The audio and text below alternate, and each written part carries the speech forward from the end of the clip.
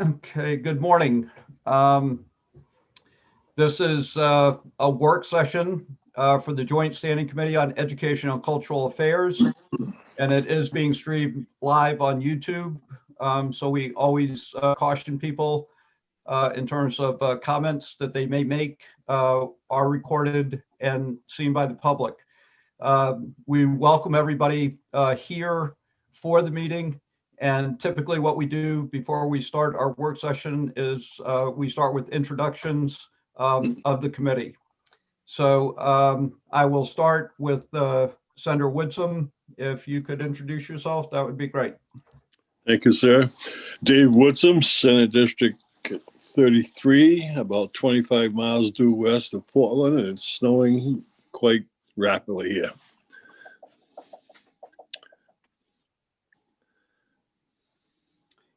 Next, I have Representative Millette. Good morning, I'm Rebecca Millette. I represent House District 30, which is most of Cape Elizabeth, and I wish it was snowing here because maybe it would kill the ticks that are already jumping up onto our dog and our legs. Oh. Sorry. Representative McCray. Yes, good morning, everybody. I'm Dave McCray. I live in Fort Fairfield up in central Aroostook County, representing District 148. Earlier on, I was thinking, boy, oh boy, I wish you guys could keep your rain down there, but we really do need it. There are places that are dried up like June here. So anyway, have a good day. I'll be in and out. Thank you. Representative Crockett. Hey, good morning, everyone. Ed Crockett from District 43, which is part of Portland and part of Falmouth. The weather report here is right now just rain. I'm kind of hoping for snow so that I can win a minor debate that I had within the House that I didn't need to put the snowblower away last weekend, and hanging on for one more storm. Great. Representative Dodge. Thank you, Mr. Chair. Jan Dodge, House District 97, Belfast, Northport, and Waldo. And I'm a Maine girl, and those of you who put your shovels away are the reason this may be happening. All right. Representative Stearns. Thank you, Mr. Chair. My name's Paul Stearns. I represent a dozen towns in the unorganized territories of Piscataquis County. And the weather currently in Guilford is about 76 degrees with a light breeze blowing across the first fairway. We've all become meteorologists today. Representative Sampson. Thank you, Mr. Chair. Well, I'll be a biologist. The ticks aren't going to die with this stuff because it's not going to be sub-zero. So just not to be a Debbie Downer, but sorry, they'll have little floaties on and they'll be swimming around out there. Anyway, getting all juiced up. I am Representative Heidi Sampson, and I represent House District 21, Alfred, Limerick, Shapley, Newfield, and Parsonsfield. And for some reason, because I'm using natural lighting, I'm really in the dark today up here. It's sort of raining and a little bit of snow in Augusta. Thank you. Representative Lyman. Good morning, Sheila Lyman, District 74J, Livermore Falls, part of Livermore, and I'm at a rainy capital. Thank you. Great. And I'm Michael Brennan, and I represent District 36, which is part of Portland.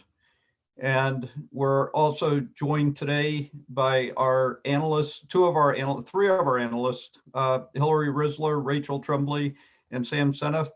And we would not be here at all if it were not for our capable clerk, Sam Baker. So probably there's no other committee in the legislature that it introduced itself that gets as much running commentary as we have about weather and biology. So thank you very much. We're scheduled to be in work session today on LD 975, 1072, and 636. So I'll officially call us into work session, and we will start with LD 975 and turn to our analyst, Ms. Risler, for a summary of the bill. Yes, so I'll go through this pretty quickly. But this is LD 975, which is an act to create an additional pathway to certify industrial arts teachers to foster career and technical subjects in Maine schools. The bill directs the State Board of Education to adopt rules to amend the credentialing of educational personnel to create a pathway for a teacher to obtain a conditional certificate and a pathway for a teacher to obtain an endorsement on a teaching certificate for a component of industrial arts with an experiential lab. Proponents of the bill testified at the public hearing that the bill recognizes the importance of having industrial arts and CTE teachers who can bring work-related experience into the classroom and help train students in fields where there are workforce shortages. That the state has an aging workforce and students need more opportunities to learn skills in these areas. That the bill proposes requirements for a conditional certificate, not a professional certificate, will not degrade the profession. But there also was a suggestion, as we talked about a little bit on Wednesday, to work comprehensively and incorporate the substance of LD 975 into the Chapter 115 rulemaking and LD 1189. Two quick issues for consideration. The department did submit some written testimony expressing concern that the specific programming and pathway outlined in the bill could be limiting some opportunities, but overall expressed support for the concept of aligning the industrial arts with CTE. And then on Wednesday, just this past Wednesday, 2 days ago, the committee held their work sessions on LDs 1149, 1169, and 1189. Which have to do with the department's Chapter 115 rulemaking. As you know, the committee actually tabled these bills so that they could be worked on comprehensively and requested that I work with the Department of Education and the sponsors of the bills to try to help bring that all into one vehicle. During that work session, LD 975 was also raised given its relation to certification. And so the committee also requested that I include that bill in the discussions that could be brought back to the committee so you could discuss them all in one package, if you will. So that is LD 975. Okay, great. Thank you very much. And we'll start with questions for Ms. Risler from members of the committee. And I see Representative Stearns does have a question. Thank you, Mr. Chair. Not so much of a question, but I guess put forward a possible pathway for this morning. And that would be that I would suggest that we end up tabling this and tying it in with the discussion on 1189. However, use this morning to express any thoughts or concerns that people might have about this particular bill so that that working group could have those as they go about their work. Just a suggestion. No, I think that's a good suggestion. I think we should probably move in that direction. And I also would follow your suggestion at this point that we try to answer questions and also get additional input from the sponsor. And then when we get to the point where we've exhausted questions, we could entertain a tabling motion. So Senator Woodson. Yes, thank you, Mr. Chair. Ms. Risler, has DOE communicated with you, or has anyone else communicated with you about their concern on the language? DOE submitted some written testimony, which was some of that concern about that perhaps this was by expressly, that perhaps it was limiting and it could be broader, but they expressed support for the overall concept. Okay, so that the concern will be addressed with the stakeholders, or so with we can, yeah, so it was Dwight Littlefield, I believe, who wrote the letter from the department, and we could certainly reach out to see if he could be available when we all meet next week to discuss that. Okay, that would be good. Thank you. Yeah. Okay. Are there other questions from members of the committee for Ms. Risler? I have one before we get to Representative Fecto. Ms. Risler, could you explain to me, I'm a little, and maybe this was what Senator Woodson or other people were getting to about the question, but how is it that we could direct the Board of Education to enter rulemaking without specifying what we would like to, it does say create an alternative pathway. But does there would we need to provide them more direction as to what that pathway would look like before they would go to rulemaking? Or is it typical that they would go to rulemaking with an open-ended concept like this? So, I mean, it's really up to the committee how much direction you would want to provide. This bill in front of you creates a pathway and creates some pretty specific minimum requirements, which include the apprenticeship, 2-year degree or certificate from a technical institute, completion of 36 months of paid work experience or teaching experience. So it's sort of, it could be either way. If you went by the bill that's in front of you, their rulemaking would be required to include those requirements in the pathway. Alternately, you could do something more generic and tell the state board, yes, we want you to adopt it to some different pathways, but we leave it up to you as to what exactly you will require. Okay. But it's quite possible they could go through a whole rulemaking process and come back with, or have rules, and Representative Fecto would say that's not even close to what I had in mind.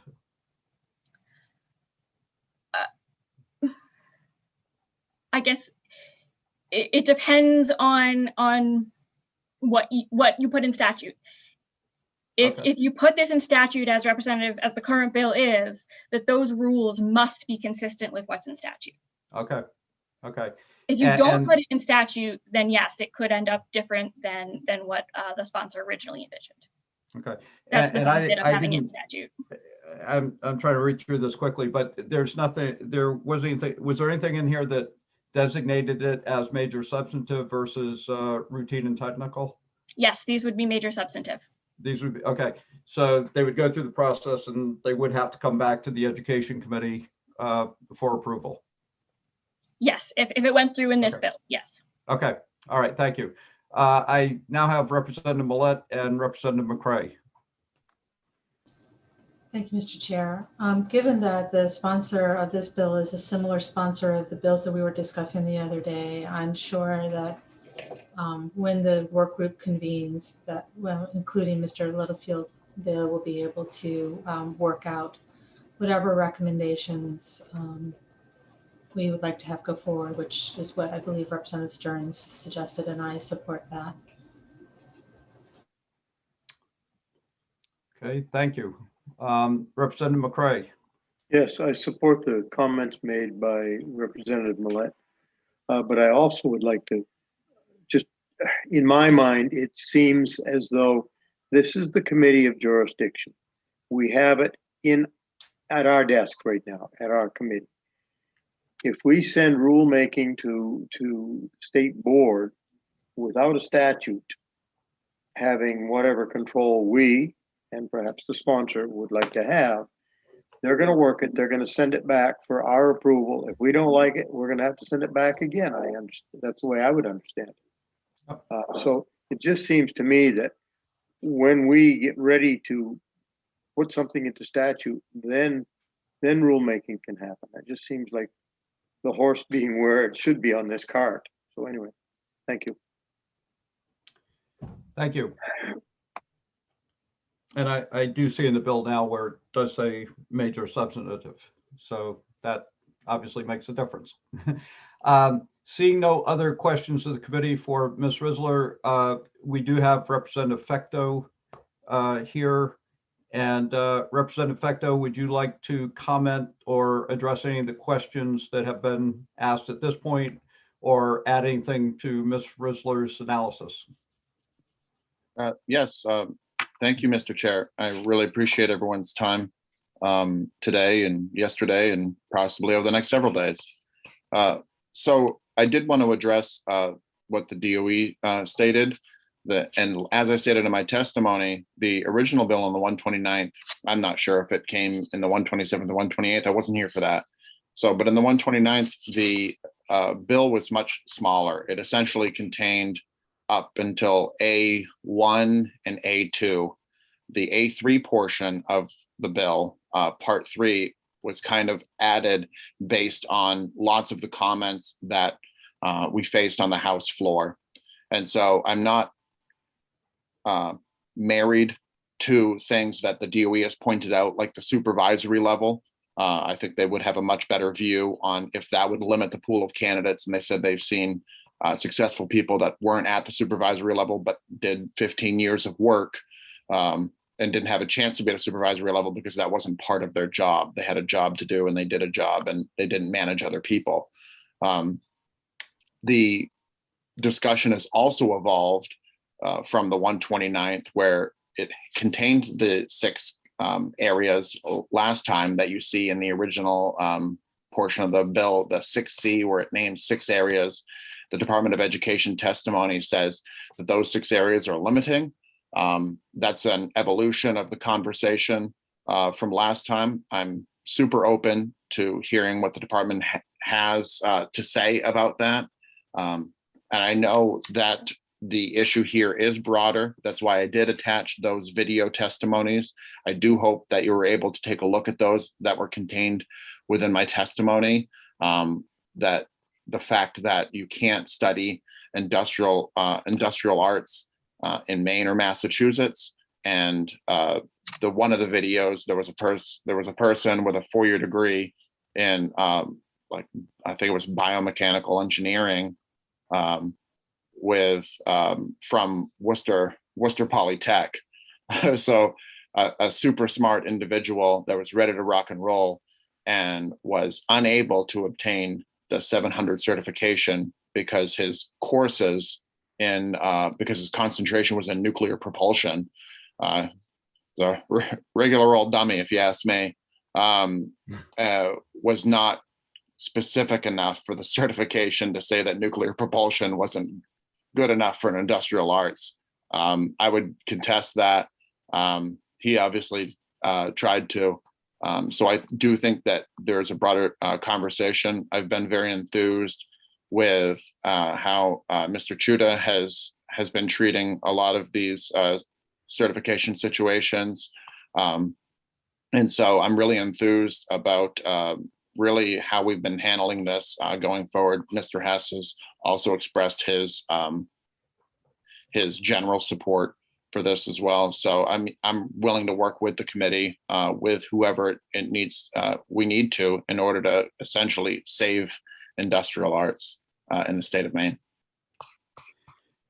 Thank you, Representative Fecto, for your comments. And again, looks like we'll be moving in that direction. So thank you. Any other questions from members of the committee for Representative Fecto? Okay. Seeing none, Representative Stearns, did you want to make a motion? Yes, thank you, Mr. Chair. I would move that we table the bill. That's my motion. And a comment to go with that would be that the bill would be tied in with 1189. But I would also add that if for some reason, and I can't foresee it, but if that were to fall apart, we would have the ability to come back, because the bill is tabled, to work this bill as a separate bill standing on its own. I would never see that happening, but I hope. Okay. I will second that. All right. Well, if we do table the bill today, it still will remain as a as its own individual bill on the table. Yeah. So my apology. I think I stated the obvious just for my own benefit. Okay. All right. Thank you. So it's been moved by Representative Stern, seconded by Representative Sampson, to table this bill so that it can be considered in the context of the overall discussion we're having about certification. All those in favor of the motion, and we'll just go by hands at this point, unless I see Representative Millette, did you intend to? Okay, great. We have everybody in favor. So the bill has been tabled, and we will take it up for further discussion with several other bills. Representative Fecto, thank you for being here with us. And we will look forward to hopefully moving forward on the bill. Yeah, thanks for having me. I hope everyone has a wonderful weekend. Thank you. So I will now close. I'm sorry. I was going to close the work session on LD 975, and we will now go to LD 1072, and we will open the work session on LD 1072. And I would turn to not Ms. Risler. Yes. Okay. For an analysis of the bill. I know we keep you guys guessing when we both show up. Yeah, I know. Can't always. Yeah. So this is LD 1072, which is an act regarding career and technical education and memoranda of understanding with community colleges. So this bill provides that a career and technical education center or region may enter into an MOU with a local community college to provide career and technical education to residents of the municipalities served by that region, center, satellite program as an alternative organizational method of delivering CTE. The MOU must include provisions that the schedule must be aligned to allow students to fulfill the requirements of the main learning results. The students must be awarded college credit where applicable. Students must receive automatic admission to the University of Maine system or Maine Community College system to complete a post-secondary degree that was begun at the CTE center or region, and that funding must be provided through the Aspirations program. Proponents of the bill testify that the state needs more individuals going into the trades field, and the intent of the bill is to make it as easy as possible for students to get the training and degrees they need to do so. That students attending CTE programs often need further training beyond what the CTE program offers. That the goal of the bill, if the program is implemented correctly, is to allow a student to graduate from college a year earlier, saving the student money and getting the student into the field quicker. And that coordinating schedules would be key for making this program work, but early college, in whatever way it is delivered, has the benefit of a lower cost to students, while at the same time growing the state's workforce in critical areas. In addition, you heard testimony that the bill is consistent with the Perkins federal funds endorsement of better alignment of secondary and post-secondary CTE credit awards, which is also embodied in a joint statement from the State Board, DOE, Community Colleges, MOU. You didn't hear any testimony in opposition or neither for nor against, but I did want to note you got some written testimony about and suggesting the inclusion of adult education in the conversation around partnerships with the CTEs and the community colleges. So some issues for consideration. Becky Smith from the community college system had suggested a friendly amendment to the bill to clarify that the student shall only be awarded college credit upon successful completion of a course or program. Sam Warren of the UMaine system also suggested a friendly amendment to make clear that enrollment would be at one or more of the UMaine universities because the system itself does not enroll students. You did receive some additional information from both Ms. Smith and Ms. Warren that I forwarded to you yesterday, and I know while Ms. Warren could not be here today, Ms. Smith is here today if there's some additional questions about how this might work from the community college system perspective. One of the questions that was asked during the public hearing was how this would work with the other, CTE early college programs, the Aspirations program or with dual enrollment programs. So I did include some links here, both to the chapters. The chapter 208-A has to do with the Aspirations program, and chapter 229 has to do in dual enrollment career and technical education programs, as well as some information from the Department of Education websites on both of those programs. And I know Mr. Libby from the Department of Education is here and happy to testify or happy to give you some information on the Aspirations program if you'd like that as well. Overall, I think the way this bill works is it really is just a parallel, separate method or option. It doesn't conflict with either the Aspirations program or the dual enrollment programs. It's a little bit more open-ended in terms of agreements directly between the community colleges and the CTEs.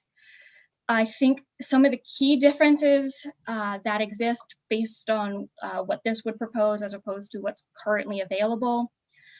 One of them is that this bill specifically has the alignment of schedules And that is something that's, I know, an issue for a lot of these schools and not always easy. So that MOU would require that alignment of schedules.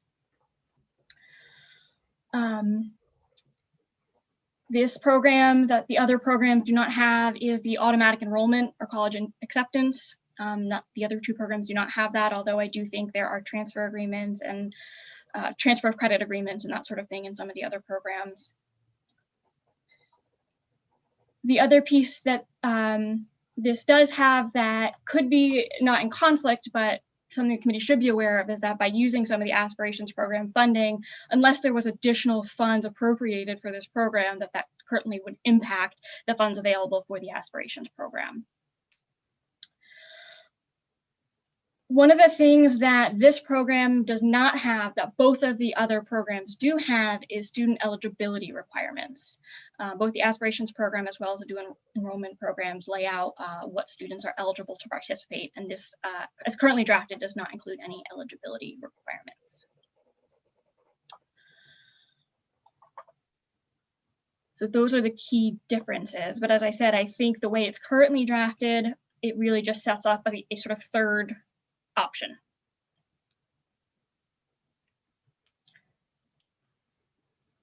Okay, thank you, Ms. Risler.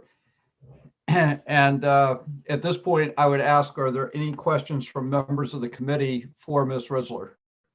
And I do see that we have Senator Pouliot here, so we can ask him or direct questions to him at some point, but I would like to start with questions of Ms. Risler. And before we do that, I see that Senator Daughtry has joined us. So if you could introduce yourself, that would be great. Thank you, Mr. Chair. I snuck in. I'm Maddie Daughtry. I represent State Senate District 24, which are the communities of Brunswick, Freeport, North Yarmouth, Harpswell, and Pownell. Great. Thank you.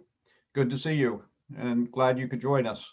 So again, we'll take questions for Ms. Risler at this point.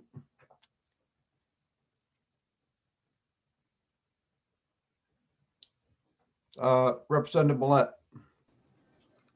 Thank you, Mr. Chair.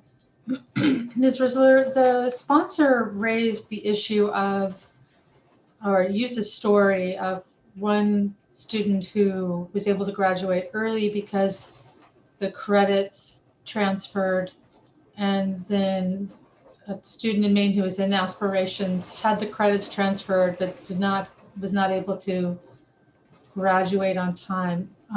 Can you point to what's in this bill that would address that issue?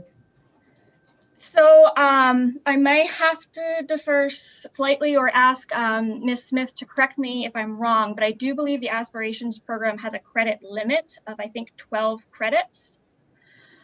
And so that might be one area where they might not be able to do a full year of credits before they get to the community college system. This bill does not appear to have any limits on the number of credits, although that maybe is something that would be addressed through the MOU directly. Thank you. Okay. Other questions for Ms. Risler? Okay. So Ms. Risler, as I understand from your analysis, or I guess the first question I would just have, the MOU saying that they can enter into MOUs, is that allowed under presently? In other words, do we need this statute to allow for those MOUs to occur, or can they occur voluntarily now? I don't know of any reason why they couldn't occur right now. I don't think there's anything in law prohibiting it. I don't know, however, whether they do occur outside of the other statutory programs. I would leave that question for perhaps the department and Ms. Smith. Okay. And then secondly, I don't know if it was both the university and the community college, but there was concern raised about the automatic enrollment. So that would be an issue that we might want Senator Pouliot to address, or for the committee to address the automatic enrollment issue. Is that's correct? Yes, I do know there was some concern, for example, if a program doesn't have space or capacity or that sort of thing, but okay. That's a policy decision, if you will. Okay, and then you raised an issue about scheduling. Not an issue, just No. pointing out that that was something that's very specific in this bill that would have to be addressed in the MOU, that is not laid out in statute for the other programs addressing. Okay, and would the scheduling issue be addressed in the MOU process between a school and the community college, a community college? The bill would require that the center or region and the community college schedules must be aligned to allow for career and technical education students to take courses at the community college. Okay. And what this bill is doing is it's notwithstanding a section of law that has to do with schedules, with CTE schedules and the sending schools. Okay. And then lastly, I guess this is my concern rather than having you answer a question about it. But it does seem to me, and maybe Senator Pouliot can answer this, problematic to make funding for the program basically dipping into another program to guarantee funding, and another program aspirations that has different requirements and different, potentially different eligibility guidelines. So that's just a comment. You don't have to answer that, Mr. Zluck. So at this point, Representative Millette, you had a question? I guess my question would be a drafting question in terms of placement in statute, whereas you're going to have where Senator Pouliot's bill is placed in CTEs and the aspirations program is placed in post-secondary enrollment. And I'm just wondering from OPLA's perspective, is there anything gained or lost by having them in separate sections or in the same section? I don't have any concerns with the placement. I think, I'll have to defer to the department, but I think the aspirations program is broader than just CTE. It is. And so that's why the aspirations program is in the post-secondary. Because this is very specific to the career and technical education, I do think from a drafting perspective, it makes more sense to be with the career and technical education chapter. All right, before we get to Senator Pouliot, are there any other questions of Mr. Rizzler? None? Okay, thank you. Senator, thank you for being with us today. And good morning. If you'd like to make any comments about the bill, that'd be great. And then if you did have, could answer some of the specific questions that were raised, that would be helpful. Sure, can you hear me okay? Yes. Great.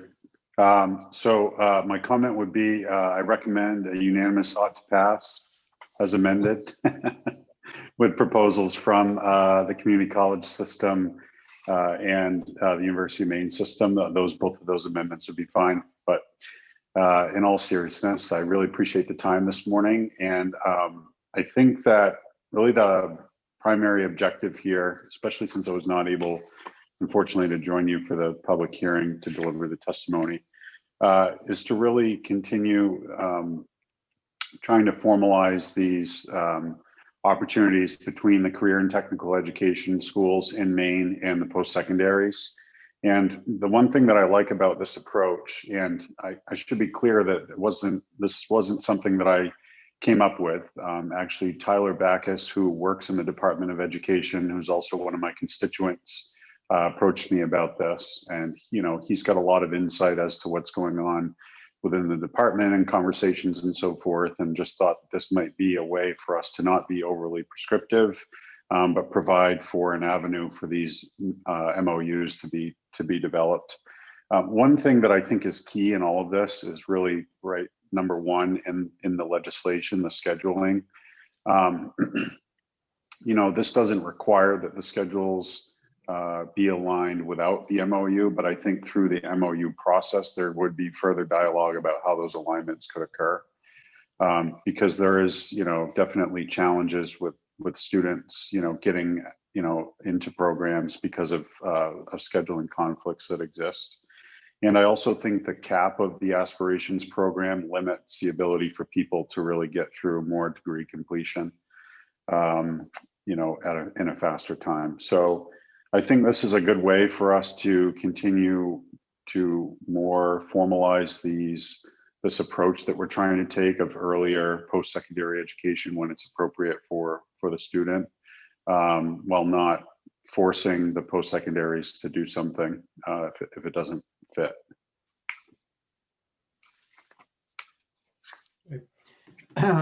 Thank you, Senator. Are there any questions for Senator Pouliot at this point?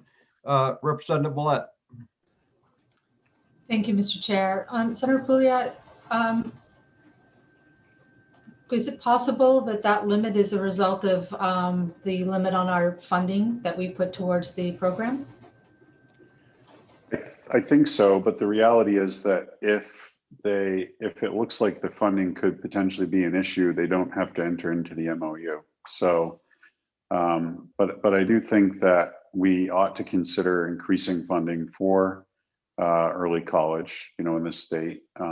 And I think that having a focus too on the CTE schools is important.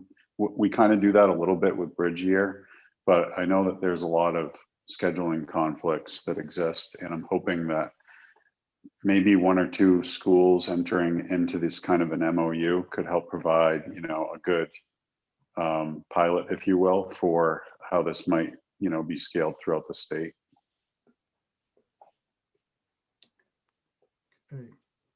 Other questions for Senator Pouliot?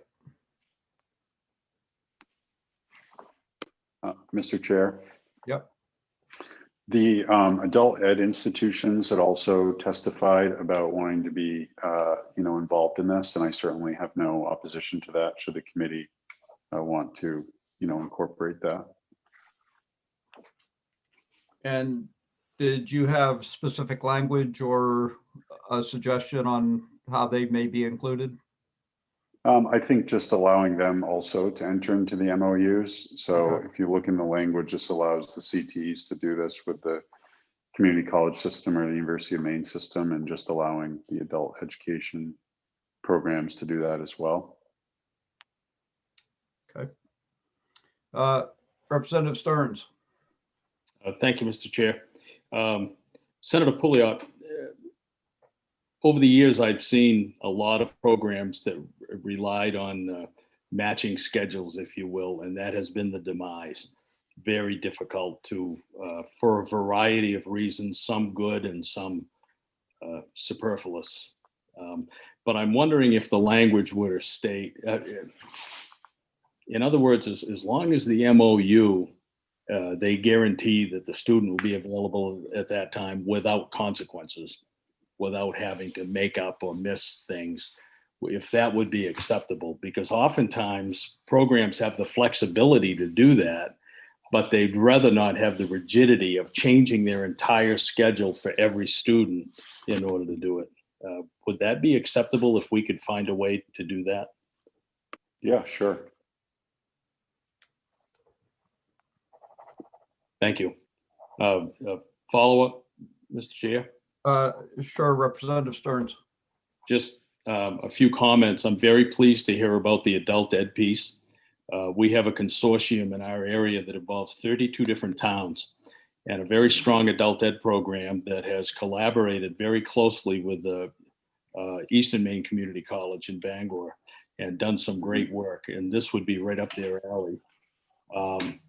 I agree with and the sponsor has already stated that the automatic enrollment perhaps not a good idea, is not a good idea in my opinion, but the same type of credit transfer guarantee, that type thing that's in the current aspirations program is a good idea.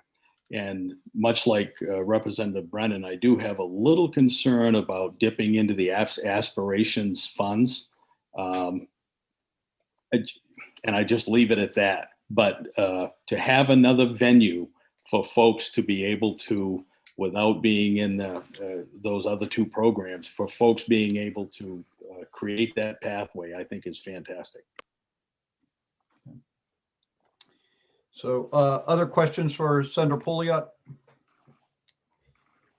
So if I were to summarize similar to what Representative Stearns just did, it sounds like the sponsor is amenable to including language allowing adult education to enter into the MOU, that the enrollment section would be modified to say there's not automatic enrollment, that it would still allow that decision-making to rest with the community college and with the university system, and that the scheduling alignment will be addressed within the MOU and negotiated out between the parties involved with the MOU, and that we will, for me, I would be comfortable if we said aspirations may be used as a funding source, as opposed to that it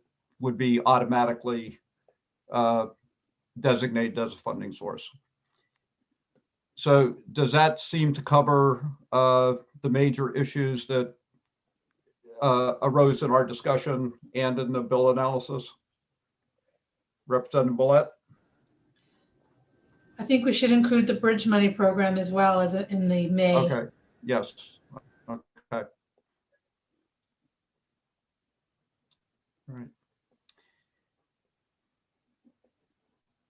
All right. So if that does cover Representative Dodge. Thank you, Mr. Chair. I'm sorry, I may be jumping the gun here, but I wondered, should we hear from someone in the community college system about the scheduling parallels? And is that going to be okay to be handled in the MOU? And I don't recall that there was any mention about capacity issues. Is that something to consider or no? Thank you, Representative Dodge. And I see Ms. Risler has her hand raised as well. Did you want to comment, add something at this point? I think one thing to what Representative Dodge said is that I think that I have included so far is that the automatic enrollment would not be part of it. It would instead be the required credit transfer, which may address some of that capacity issue. If there isn't room, they don't have to do the automatic enrollment. What I was going to mention is that I think with the inclusion of the MOU between adult education programs and community colleges, that it may make sense to, rather than keep this in with the career and technical education section of law, because now we're looking a little broader, to probably put it in with the community college section of law.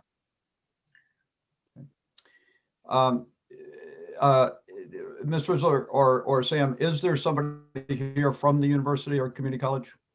Okay. Yes, Representative. Becky Smith is with us. Okay. Representative Millett had a question, and then maybe if we had brief comment. Who'd you say was here, Sam? Becky Smith, Representative, with community college. We might have brief comments from Ms. Smith relative to Representative Dodge's questions. Representative Millett. Thank you. Because these memorandums are not required, they're not mandated, I'm not sure we have to solve all of these issues. That's for the memorandum of understanding process. That's right. So I don't know if we need to go in and say specifically about various issues, but just rather make sure that these MOUs remain optional to allow both the university system and the main community college system to have those conversations with the CTEs. Because the more we put into it, the more complicated I think we'll get, and maybe harder for them to have those conversations. I thank you, Representative Millett. I agree with you, and that's a helpful comment. Ms. Risler? So one thing I want to mention is that the way this is currently drafted, it only provides that a CTE may enter into an MOU with a local community college. It does not include MOUs with the University of Maine system or their colleges. It provides for the enrollment within the UMaine system, but the MOU itself is only with the community college. So if that's something you wanted to expand, So I guess we would ask Senator Pouliot, was that intentional? It was, but through this discussion, it seems like it may make sense to have the University of Maine system. The reason being generally that majority of the classes that one would take in CTE, you know, with the trades and so forth, seem to align more with the community college system, but not always. Like, for instance, you could do nursing at a CTE and also do nursing at the University of Maine system. So, you know, I'd be well pleased to add in the University of Maine system as well. And I do think that Representative Millett nailed it with the fact that this is a totally, you know, voluntary MOU. So if the two parties aren't in agreement, you know, on things dovetailing, they don't have to sign the agreement. Right. Okay. Thank you, Senator. And Representative Millett, and then we will go to Ms. Smith. Thank you, Mr. Chair. So, Ms. Risler, where because this bill does loop in enrollment into the University of Maine system, they're going to need to be a party to the MOU, yes? I would think so, yes. So that's what I meant by that reference. So if I wasn't clear, that's what I mean. Thanks. Thank you. Ms. Smith, Sam, would you give us access to Ms. Smith? Representative, you see Senator Pouliot has another question, or? Senator, did you have another comment? Oh, I was just going to talk about statute placement as Ms. Risler had raised, but I can wait until after Becky's done or Ms. Smith's done. Sorry. Okay, thank you. So Ms. Smith,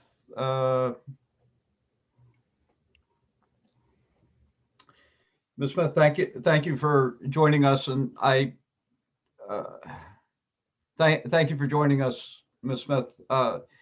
And I trust that you've listened to the discussion up to this point, and I would welcome, you know, you can kind of see the direction that we're moving in, and I just want to hear any comments from you, or if we're missing something or not understanding something as we move forward.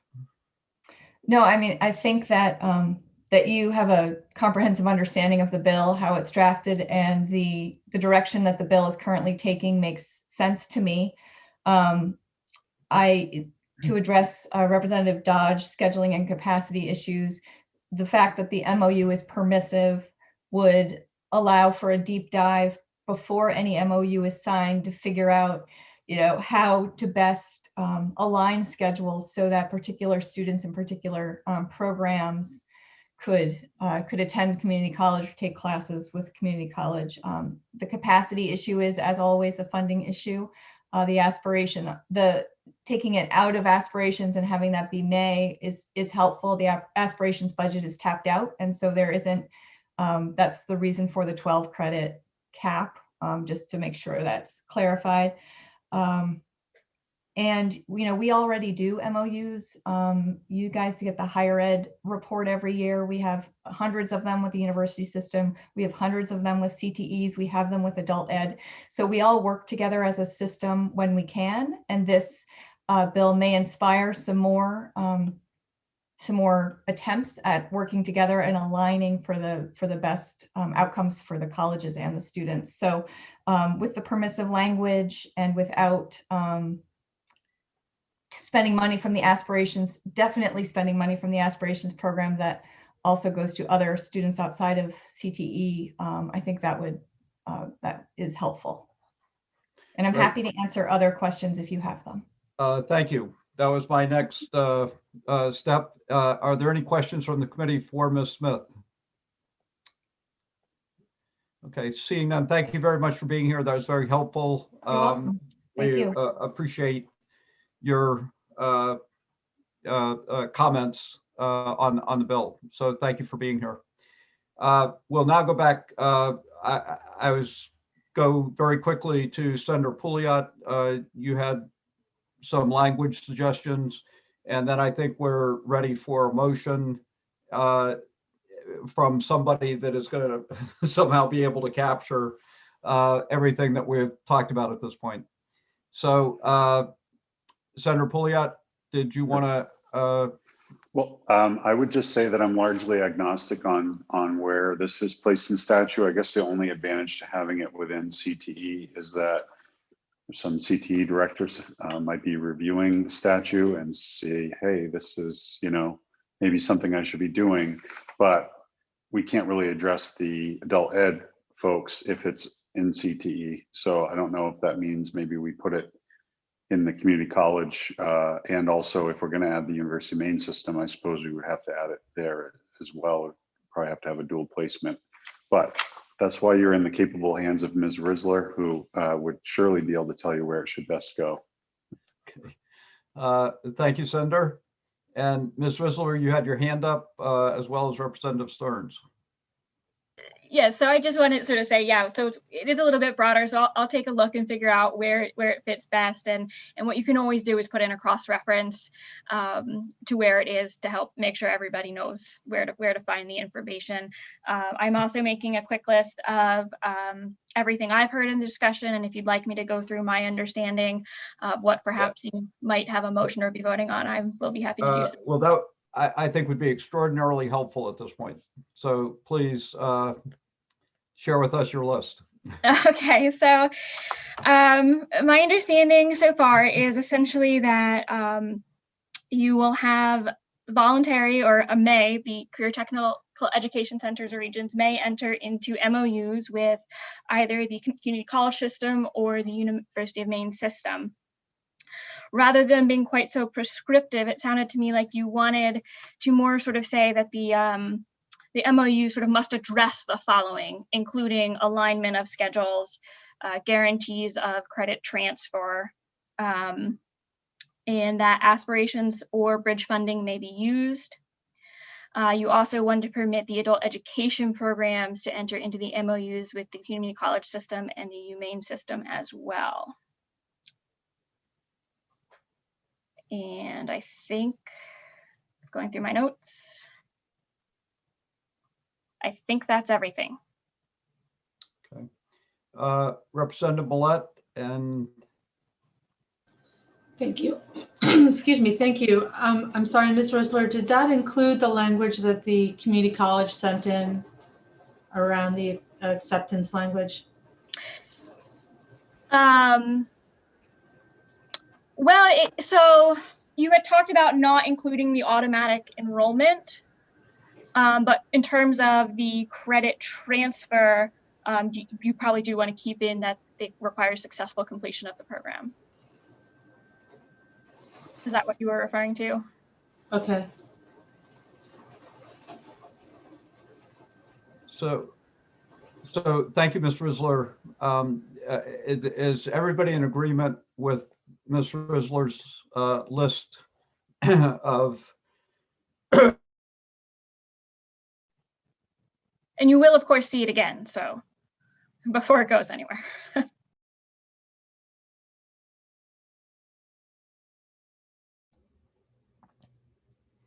I think we lost Representative Brennan. Does anybody else see him? All right. Oh, I see Representative Millette and Representative Stearns. You both got your hand up just about at the same time. So I would defer to the senator. All right. Representative Millette. Thank you, Mr. Chair. Thank you, Representative. I'm a representative, but I'm going to take it and run with it and say I move opt to pass as amended. And the amendment has been outlined by Ms. Risler. Okay. Representative Stearns. Thank you, Mr. Chair. And with a brief comment that I believe these MOUs could already exist, but I think this is extremely valuable to shine a light on that and to put it into statute. I think it's very worthwhile. Did you want to second the? Did you want to second the motion? I was about to get there. Oh, okay. I wholeheartedly would prefer to second the motion. Okay. I was going to let you comment after you second the motion. But anyway, thank you. Did you have anything else to add, Representative Stearns? No, okay, great. All right. So it's been moved by Representative Millette, ought to pass on LD 1072, seconded by Representative Stearns, and Ms. Risler is vigorously raising her hand. Thank you. I just received an email that there are some considerations related to adult ed students and the use of aspirations funding, and that funds cannot be used for the adult education students at this time because they are not subsidizable students. So this bill does not require the use of aspirations funding, but just so you know, I am passing along that it could not be used for the adult education students. Right. Right. I think we're still okay. All right. Representative Stearns. Thank you, Mr. Chair. Given that information, it might be wise to spell that out as you craft this, that aspirations funding may be used for CTEs, but not the adult ed. I would spell it out and clear, make a bright line. And then I think that what this may be leading to is an increase in the aspiration pot of money at some point, hopefully, and or perhaps another. That would certainly reflect my intent, which is that we would say may for aspirations, and I think Ms. Risler was trying to capture that as well. But even the may, without language, it would lead adult ed folks to believe that they may as well, and it sounds like okay. So Ms. Risler, if you draft something, and we'll look at it in language review to make sure that it is addressed. I'll make it clear that there's a distinction there in terms of funding. Okay. I would maybe ask permission as I'm drafting this if I have any questions or need to share a draft with anyone in the department or the community college or UMaine system, that I could do so. Yes. Yes. Okay. All right. So we have a motion ought to pass by Representative Millette, seconded by Representative Stearns, and we have a plethora of amendments to the bill, which we believe that our staff analyst has captured, and that certainly we'll have an opportunity when we review the language to make sure that it aligns with the comments we've have at this point. So any other questions? Seeing no other questions, I'll ask Sam to, I'm sorry, Representative Crockett, that was right in under the wire. Just snuck in before you moved. I just want to say, I think this is awesome, what we're doing here this morning. And as an additional side benefit for the students, there's a good chance this will make college more affordable for our neediest Maine students. This is great. Thank you, Representative Crockett. So I will ask our clerk to read the roll. Okay, Representative. Senator Daughtry. Yes. Senator Daughtry votes yes. Senator Woodsum. Yes. Senator Woodsum votes yes. Representative Brennan. Yes. Representative Brennan votes yes. Representative Millette. Yes. Representative Millette votes yes. Representative McCray. Yes. Representative McCray votes yes. Representative Dodge. Yay. Representative Dodge votes yay. Representative Crockett. Yay. Representative Crockett votes yay. Representative Stearns. Yes. Representative Stearns votes yes. Representative Sampson. Yes. Representative Sampson votes yes. Representative Lyman. Yes. Representative Lyman votes yes. And that's everyone, right? Okay.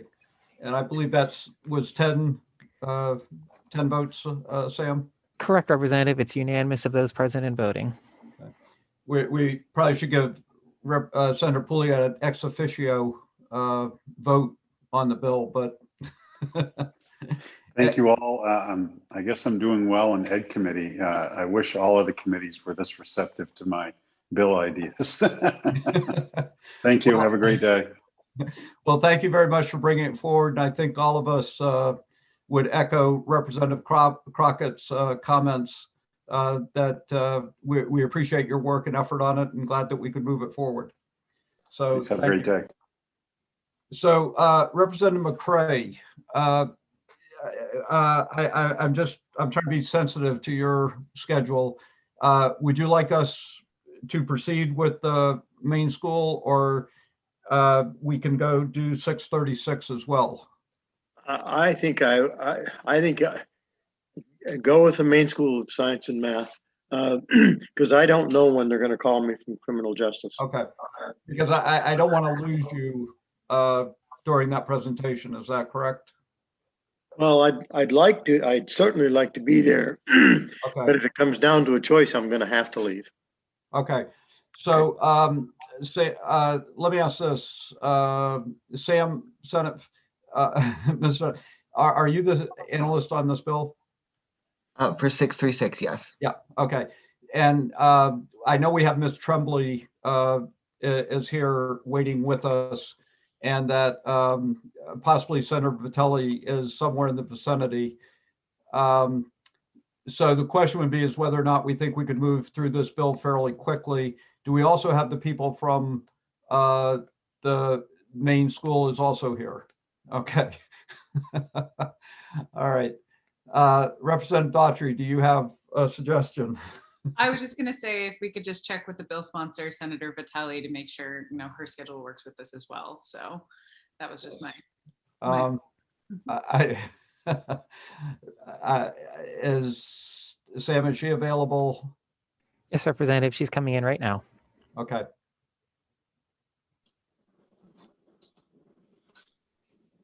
Through the proverbial wormhole. Yes. Good morning, everyone. Senator, good morning, and thank you for joining us. We would be more than happy to do your bill. Representative McCray, though, is kind of caught between a couple of committees, and we have a presentation from the main school for science and math that he'd like to be here for. So is your schedule limited in some way, or? I'm available until about 1:30. Okay, so this presentation is, we've kind of limited it to a half hour. So I think we could get back to you by noontime or a little after, if that would work. Noontime would be perfect. Okay, great, thank you.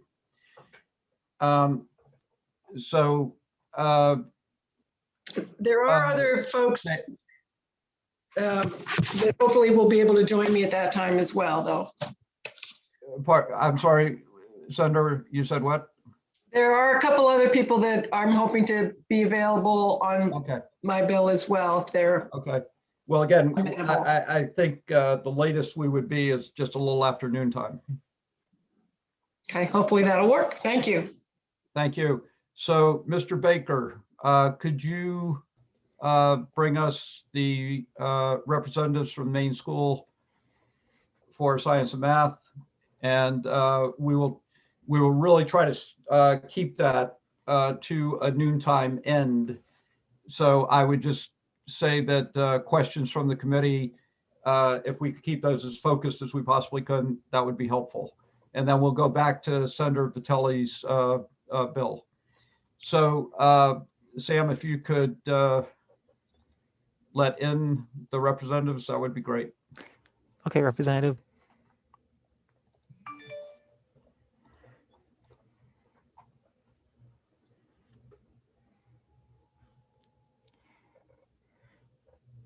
David, is Joshua Chalmers also with your group? Yes, he is. Okay. Okay. Well, good morning. Thank you. I know you've been waiting a little bit. We kind of told you 11 o'clock and it's 11:20. So we're actually at our time, we're doing pretty well. But I'm sorry to keep you waiting for 20 minutes.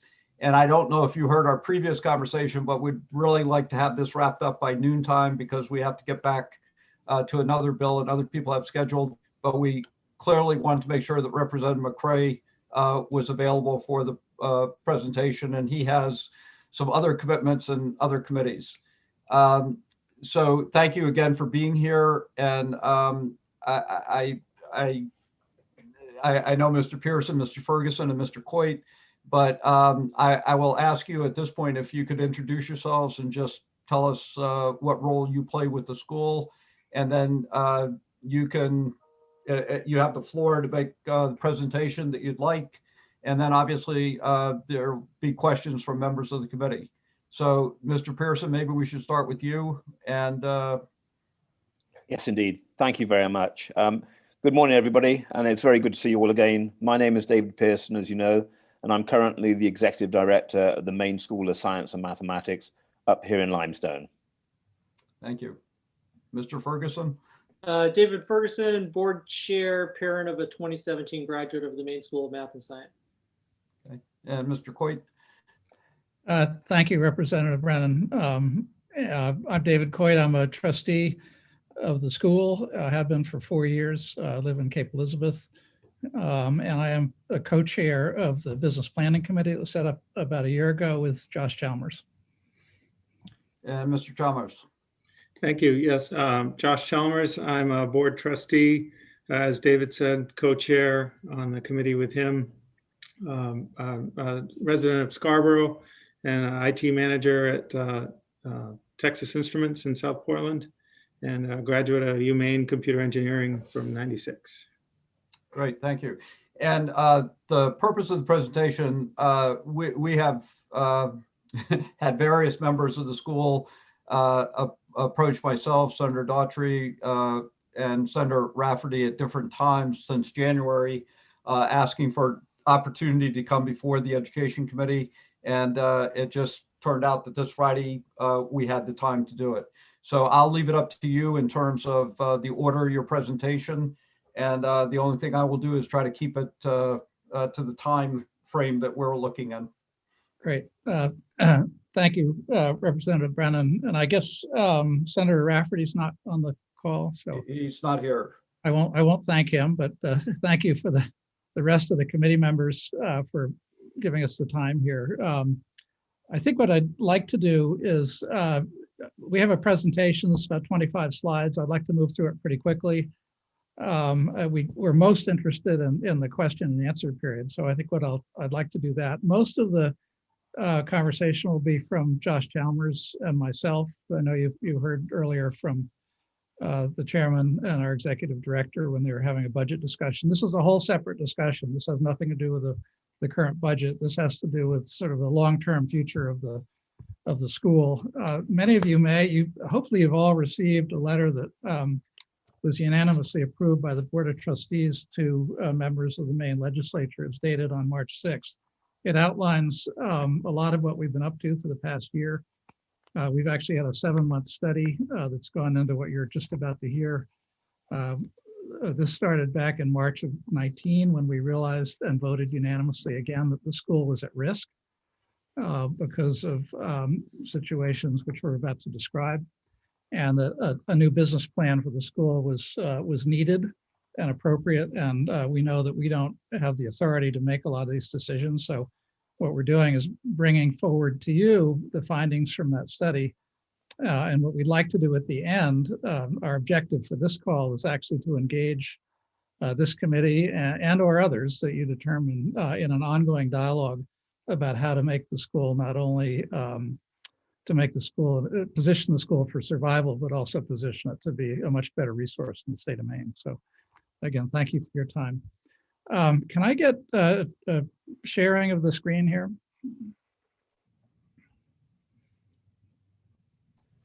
Yes, you're okay, sir. Okay.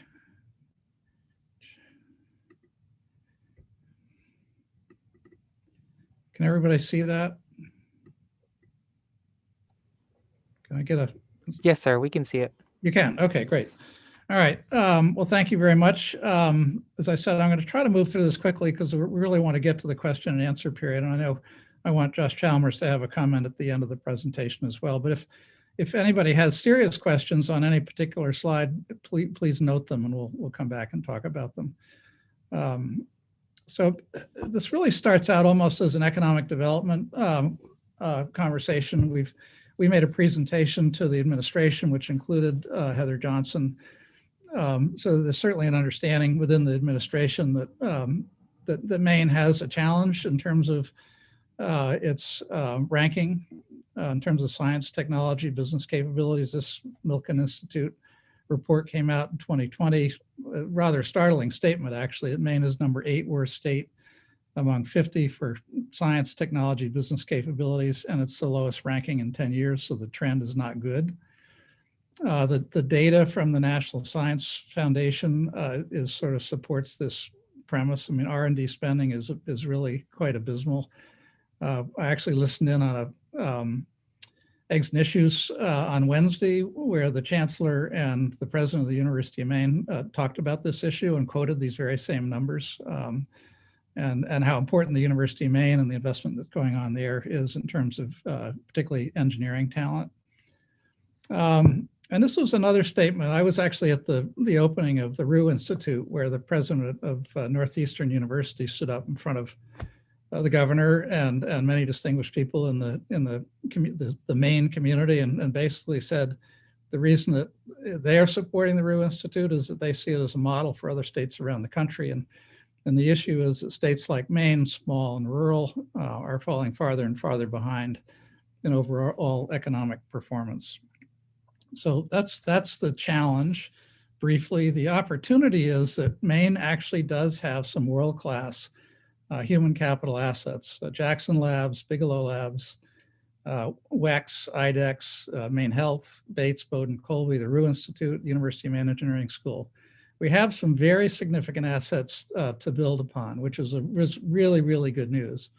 And Josh and I went around and talked to the leaders of all of these institutions and sort of got their feedback on what does the Maine School of Science and Math mean to you and your organization and its future. So part of this study actually has a lot of input from this group. The other thing is very timely and is really exciting for the state of Maine is that the private sector is stepping up with some very significant investments in higher ed. The Alfond Foundation is $500 million commitment, which most of which requires match. So it's almost like $1 billion commitment to education. Maine institutions is really significant and going to help stimulate a lot of activity here. The Rue Institute, which Alfond has also agreed to double. So the Rue Institute now actually has 200 million, but the 100 million is what David Rue, who grew up in Lewiston, is committed to the Rue Institute, which is a graduate school and research institution in Portland to help stimulate and support economic activity in the state of Maine, and in partnerships with UMaine and many other institutions around the state. And then the more recent one, which maybe didn't get as much publicity, is $30 million contribution by the Davis Foundation into an AI, Artificial Intelligence Institute at Colby College. This is really groundbreaking. I mean, marrying technology and a liberal arts education is leading edge, and I think we're going to see more of it around the country. But what's impressive here is that the private sector has stepped up with all of this capital just within the last 6 months. And it's really going to help the state of Maine. Now, to support that, there's an opportunity here for the state of Maine to take action as well. And all of these activities are going to require increasingly STEM-educated students coming out of K-12. So part of what we're talking about here is the school's participation in that activity and trying to help grow STEM education, K-12 STEM education in Maine. So what we did, as I mentioned earlier, we took 7 months. We talked to leaders of all those institutions around the state, but we also did a funded study. It was funded by the Maine Community Foundation, hired a researcher and looked at our peer state STEM academies. I mean, there are 15 states around the country that have schools just like ours. They're basically residential high schools to teach STEM curriculum to some of the brightest kids in each of these states. And here are the list of states. We did research on all of them, but we really did a deep dive on what are the 6 most successful STEM academy programs, according to Todd Mann, who's executive director of their industry association. It was very helpful. So we looked at the successful models and we compared the main School of Science and Math to see where is success? What does it look like? How are we measuring up? Are there things that we can do? And all of this goes in to feed the idea of creating a business plan for the school. So all of the schools kind of share the same overarching approach and philosophy that the core program is a residential STEM education program. That's the school that we have, that we're trustees for in Limestone. But it doesn't stop there. So important for these students, again, these are some of the brightest students in the states, all collectively, is to provide them with opportunities for research internships within industry, within research organizations like Jackson Labs and Bigelow Labs and others. So that's an important component of delivering on the promise of a STEM academy in each of these states. Another very important component is an outreach program, which is actually in our enabling legislation, a requirement, and we're not, quite frankly, doing a very good job at that because we really haven't had the resources. But an outreach program that reaches out to industry and other academic institutions, where we become a partner, not only in terms of our curriculum, but also a partner in terms of helping other high schools around the state with their curriculum. So it's a very significant outreach program. The school does have it's one significant and recurring outreach program is a summer camp for middle schoolers, and that actually ends up being a really good recruitment tool for us. So we're doing some of it, but this is really an opportunity to engage the rest of the economy, including fundraising for events by industry that we're not doing as good a job at.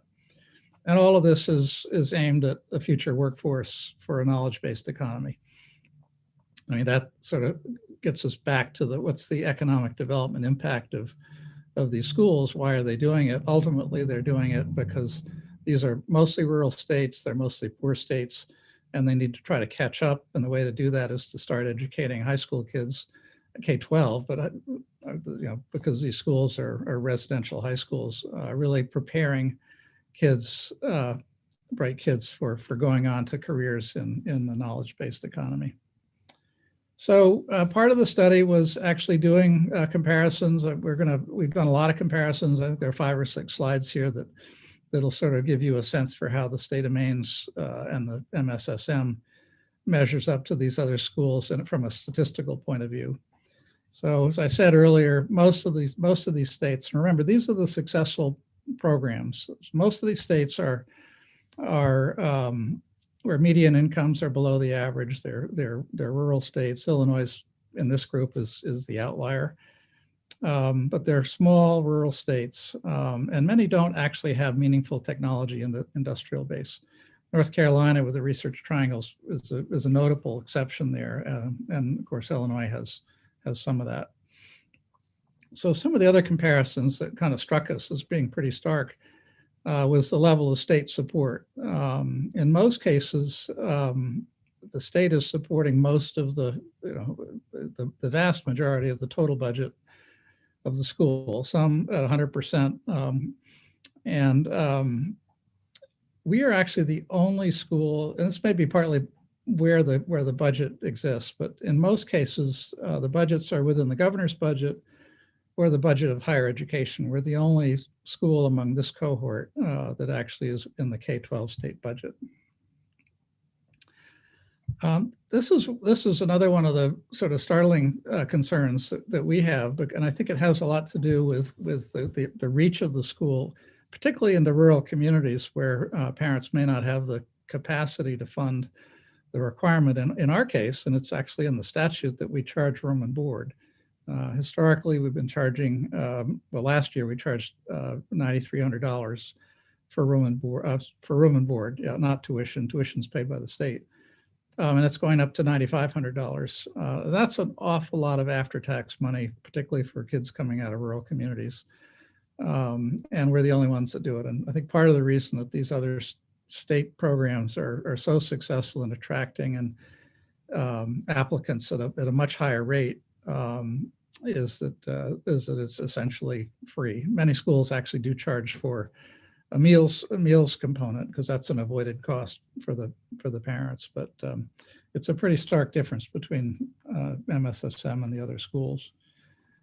The size of the school, and this is one of our primary recommendations, actually, the size of MSSM with a capacity of 130, 140 kids, depending how many kids you put into a triple or a quad. I mean, the kids are really packed in quite, in our residential community, packed in pretty tightly. But the real issue here is the fact that by virtue of being as small as we are, we have many points of potential single points of failure. I mean, one nurse, for instance, we lost our nurse during the pandemic and had to scramble to find another one. One nurse is not enough for a community like this. One physics teacher. It's very hard to schedule students who have scheduling conflicts when you only offer one section of a certain physics class. So the diseconomies are quite startling for a school this size. As you can see, most of the other schools are at least 240-ish and up. And that's actually, if you look at private boarding schools, that's actually about the minimum size, because people have figured out over time that that's kind of the minimum size to have reasonable economies and be able to cover the key safety and curriculum requirements for a good school. Distance from population base. We are by far we are the most rural state in the country, and we're huge compared to the population.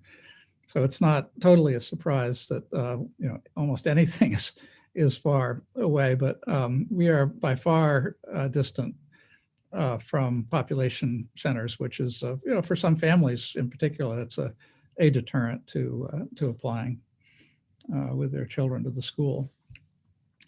Probably related a little bit to the distance that the school has from the major university, state university, but the percentage of faculty with doctorates or terminal degrees is significantly lower at MSSM. We have great instructors. The kids love their teachers, but just by virtue of where we are when we have an opening, if somebody retires, sometimes we get one qualified applicant, but it's always a pretty small number. So, we don't really have the access to the kind of broad pool of academic talent for teaching that these other schools have, and it shows up in these numbers. So our conclusions here are we are similar to the other schools, the successful ones in some ways, that most of the schools are located in poor rural states, and we qualify statistically for that. And most of the schools are increasing their investment in social and emotional learning, which I'm sure is a topic you've heard from the Department of Education. It's a critically important function, and as trustees, we're very focused on this at MSSM. But there are a lot of differences here that are actually somewhat troubling, but may lead us to the answers of how to make the school more successful for the state, for its students, and itself, just to have a long-term viable future. So peer schools have larger and more competitive student enrollment. I mean, we accept most students who apply. Now there's a self-selection process here, so we're not really admitting students who shouldn't be there. But in many of these states, they have 3 times the number of applicants that they actually admit. So they can be a lot more selective. Peer schools have stronger higher ed partnerships. We have a very good relationship with UMPI, University of Maine at Presque Isle. It works well, but UMPI is limited, certainly compared to University of Maine if we were more closely aligned with the University of Maine or some of the other institutions around the state, or if there was a way to have affiliations with more of them. But that functionality needs to be built. Peer schools have a robust, we talked about this earlier, robust outreach program. We really need to be doing a better job there, contributing to STEM education, particularly in rural schools around the state. We have knowledge, we're good at it, and we need to figure out a way to make that more broadly available. Peer schools have invested very significantly in mission appropriate facilities. Our facilities were aged when the federal government turned them over to the state of Maine, when they the Air Force Base closed. They're even older now. I mean, this teaching some of the brightest kids, particularly in science and math. We're housed in the same facility with the K-8 school at Limestone, and the facilities just are not really up to what they should be for an elite. And I use that term in an academic sense. An elite school that's trying to teach some of the best kids, most talented kids in Maine. So a significant investment needs to be made in the facilities. So several peer schools are co-located with universities. MSSM is co-located with the K-8 program, as I mentioned.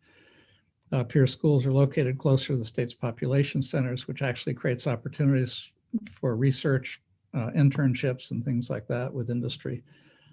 And all of the peer schools enjoy a much higher level of state funding. So we took all that, Josh and I, and a committee of 12 that we had, and said, well, what does that all mean for the future of the state? And this is a summary. Again, I refer you to the 3-page letter that we wrote to every member of the legislature for a more detailed description of this. But continued investment in the safety and welfare of the students is our number one priority. If we're not able to look parents in the eye and say, we know you're not going to be there every night to sit and talk to your child at the dinner table, we're going to do our very best to provide for their safety and their welfare. And that's not just physical safety. I mean, it's physical and emotional, particularly for this group, is really important. We really believe that a new mission appropriate and larger campus is required. We really think that for this school to survive, particularly with a lot of the competition that's now coming up mostly in the urban markets, like Baxter Academy in Portland, like Bangor STEM Academy in Bangor, and others. It's, we really see the opportunity for MSSM to be for probably more rural students or students who just want to be in a community of like-minded students, but that it ought to be at a size that has economies and it has safety built in. We think that what we've proposed here will vastly increase the applicant pool, which would be good and healthy for the school. And we, as I said earlier, believe that it's really important for us to develop a robust outreach program. Now, as we were talking to people around the state of Maine, and I know that I'm going to pause here just for a second. I think this is an important statement to make about our position on location. I know David McCrae, you're very familiar with the school and a big supporter, and we really appreciate that. But as we went through this process, we did several institutions of higher education actually said, well, why don't you move the school to our campus or near our campus? We weren't necessarily looking for that, but that's what occurred. As we've talked to the community, we've given this presentation, actually a longer one, to the alumni, to parents, to students, to faculty and staff. There are people that would like to move, would definitely like to move the school, and there are people that definitely would not like to move the school. And I know many of those folks have actually written letters to members of the legislature. So many of you actually may have received letters that espouse one position or another. Our committee and the Board of Trustees is not making a recommendation to move the school. I cannot emphasize that enough. It's really important. We know it's not our decision to make. All we're trying to do here is bring information forward to the people who can make that decision, and yourselves being certainly significant among that group, of what we've learned. And part of what we learned is in those slides, how we compare to the successful school models around the country. And part of what we learned are 4 institutions that said, gee, wouldn't it be great if MSSM moved here? We're very specifically not making a recommendation. We are providing information. And I just think that's really important for this committee to understand that. I have had 3 calls with Senator Jackson on the topic, one just yesterday. And I made that very point. I said, because I know it's politically a very sensitive topic, but we are just providers of information that we have discovered. we do have to get back to these people because they've made an offer to at least work with us on. So part of what we want to do as a next step here is to actually have a conversation around this. But we are not, and the Board of Trustees is very clear on this, we are not making a specific recommendation to move the school. So here are the 4 institutions. University of Maine at Orono, we had a call, Josh and I did, with Chancellor Malloy and also with the president of the University of Maine, Joan Freeney-Mundy. And we've had follow-up calls with them. University of Maine Presque Isle, Ray Rice is actually the vice chairman of the board of the MSSM. And obviously the president of University of Maine at Presque Isle said, why not, you could move the campus here. We have medical facilities, we have cafeterias, we have classrooms, we have labs. It might be a much more efficient way to operate. So that's another opportunity. Colby College, David Green, the president, is, he said, listen, why don't you move the school to Waterville? I'm just being blunt with what he said. And he said, we'll pay for we'll build a brand new school, we'll pay for half of it. And it'll be right down there by the river. It'll be separate and safe. And, but you can have access to the extent you want it to resources here at the Colby and Waterville. Unity College, and many of you may know, invested heavily in their campus over the last 15 years. It's a gorgeous place, but there are no students on campus right now. They would love to rent space for MSSM to be in Unity on their campus. So again, these are situations that we sort of stumbled upon in the process, and we're bringing them forward, not with a recommendation, but just so that the committee knows what has been offered. So when that happened, we said, well, we ought to at least think about what the criteria is for this. And student safety was high, access to enhanced learning. That's the criteria. I know I'm starting running out of time here, so sorry about this. And we sort of took a look at them, and each has their own benefits. So that's kind of the end of the presentation. I think we're at an inflection point. With Alphon and Rue and Davis investing in the private sector, the chances now to do something at our level. What we're asking is that we stop and plan. Take a look at this information, sit with us, let's plan, create a business plan for the school so it can be successful, and then take action.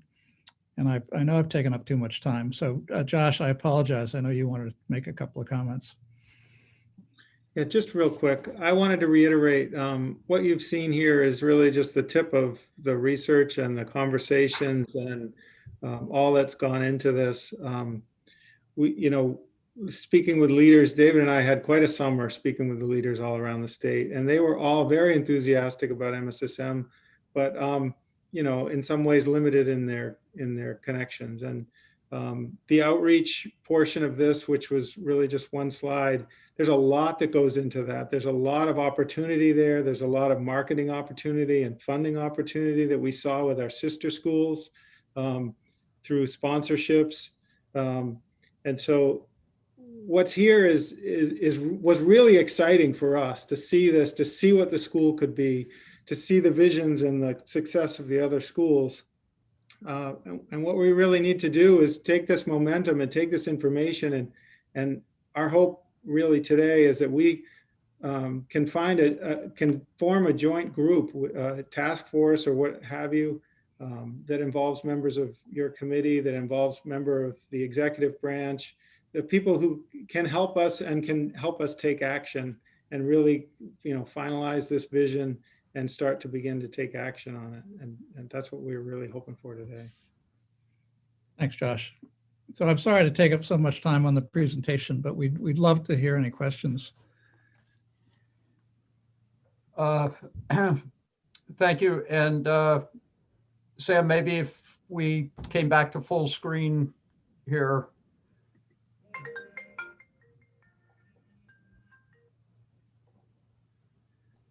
Sam? I think Representative David might have to stop the screen share on his. Okay. Okay. If not, I'll see what I can do. Stop share. Okay, here we go. Is that- Okay. Thank you, Sam. Thank you, Mr. Coy. Thank you for your presentation. Clearly, that was a lot to digest in a short amount of time. And it looks to me like we have just about 15 minutes for questions from members of the committee. And if need be, that it's desired of the committee to have you come back and have a more in-depth further discussion, we can do that as well. But at this point, I see Representative Salisbury has her hand raised, and I'd recognize her at this point. So Representative Salisbury. You're muted. Thank you, Mr. Okay, Chair. I'm go ahead. sorry that I'm late. Sorry. Thank you, Mr. Chair. I'm Sue Salisbury. I'm sorry I came in as you started your presentation. I just had a question about as a freshman legislator, how would it work as far as MSSM wanting to move to another location? How does the approval process for that situation work? What would need to happen if it was decided that was the choice that needed to be made? Yeah, the enabling legislation actually specifies limestone, so it would require a change in legislation. And oh, okay.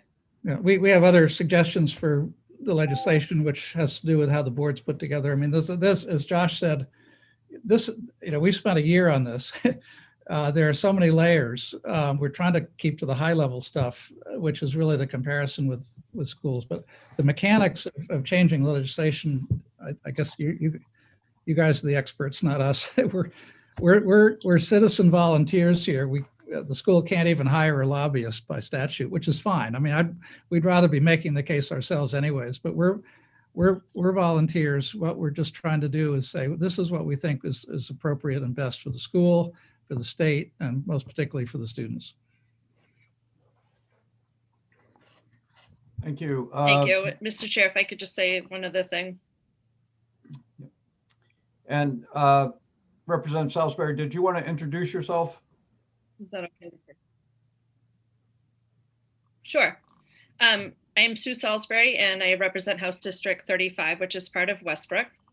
And Mr. Coit, I just wanted to say, I didn't mean to hone in right on that moving thing. I appreciate your presentation and all the information that you provided.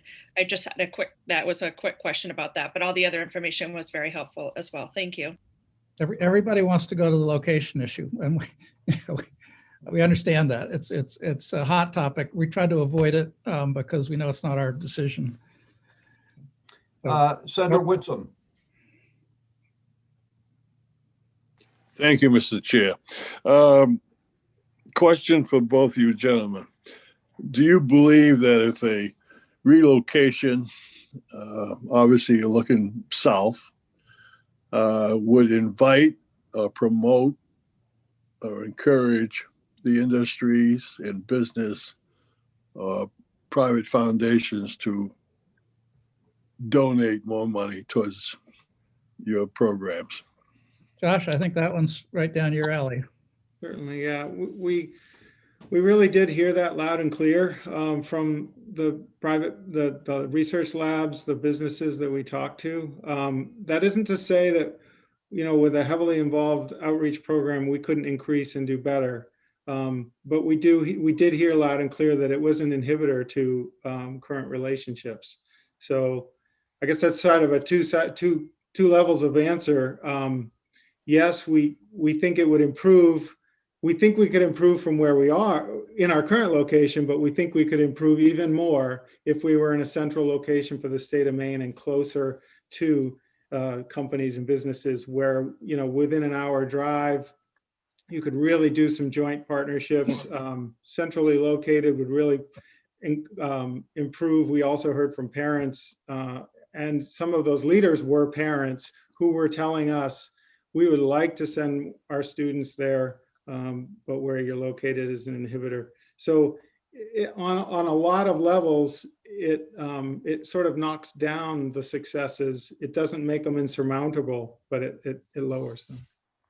Thank you. I have several questions, but I'll pass and let other people ask questions. But Senator, you did make one comment, which I think was borne out in our talks to the other sister schools. Some of them raised millions of dollars for outreach programs from industry.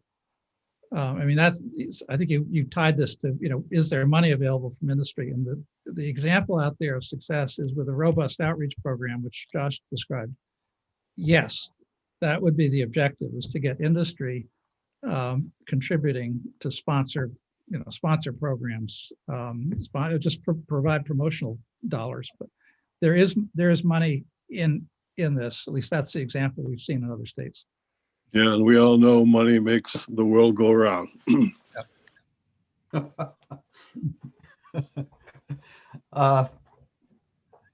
Senator Woodson, do you mind? We can come back to you for additional questions. Is that okay? Okay. Yes. Okay, thank you. Representative Crockett. Yes, thank you, Mr. Chair. And did I hear in the presentation that I think there was a site in Waterville that was offering to pretty significantly fund a move, but that is something that you are not recommending? So David Green is the president of Colby College. The announcement of this AI Institute funded by the Davis Foundation makes them, more of a technology kind of school. He basically said, and he would tell you this, I've asked him, I said, can I tell other people this? And it's in our longer presentation. He said, I would, there is a location here. It's owned by the town. This has to be fleshed out, but he said, I would be willing to go out to my alumni and raise half the money to build a brand new campus and build it here in Waterville for the school. The state would have to pay the other half. So it might be $60, $80 million. So he said, I'll go raise $30, $40 million. I'll spend, I'll fund half of the construction of a brand new campus for 240 students in Waterville. That's what he has said. Now, we can't, conversations like that or Unity or Humane, we didn't take them much further than that because we don't have any authority and we don't know if there's any political will to do something like that. So it's there. He's reiterated it. I've talked to him 10 times. There are other people in his staff that are worked up some of the numbers. It wasn't idle, but it's an opportunity. Mr. Chair, may I ask a follow-up? Absolutely. Obviously 60 million would be, that's a big number. Yeah. With respect to the Waterville things. What is the cost of the present space that we have in Limestone, comparatively speaking? Is it? David Pearson, you probably answer that. Yeah, thank you very much. A great question. We've been doing this on a shoestring for so long. It's almost embarrassing. Our budget, as you know, is just over $5.5 million for next year, of which the parents are contributing 33% just to keep the school open. And the state is contributing about $3.5 million of that figure. And you saw the comparative slides with the other school. We do rent the academic building from the town of Limestone, and I've renegotiated that lease downwards to make it more fair and equitable because we were paying a disproportionate amount of the facility costs. We actually own the dormitory, which is paid for by the parents, including the residential instructors and indeed the maintenance team, and of course food. And we rent a number of houses in the town from the federal government in order to house some of our faculty that we have to attract through national searches. So again, comparatively, you heard my recent presentation about school need.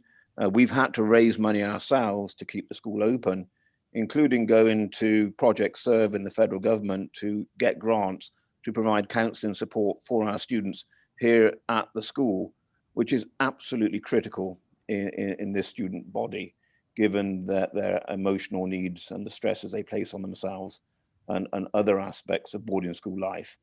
You certainly do not see that in the private school world that are fully equipped and resourced to fulfill their mission. So it is very, very narrow. And last year I cut the budget by 14%, as you know, because of the loss of international students who were also subsidizing the operation of the school in order to keep it open.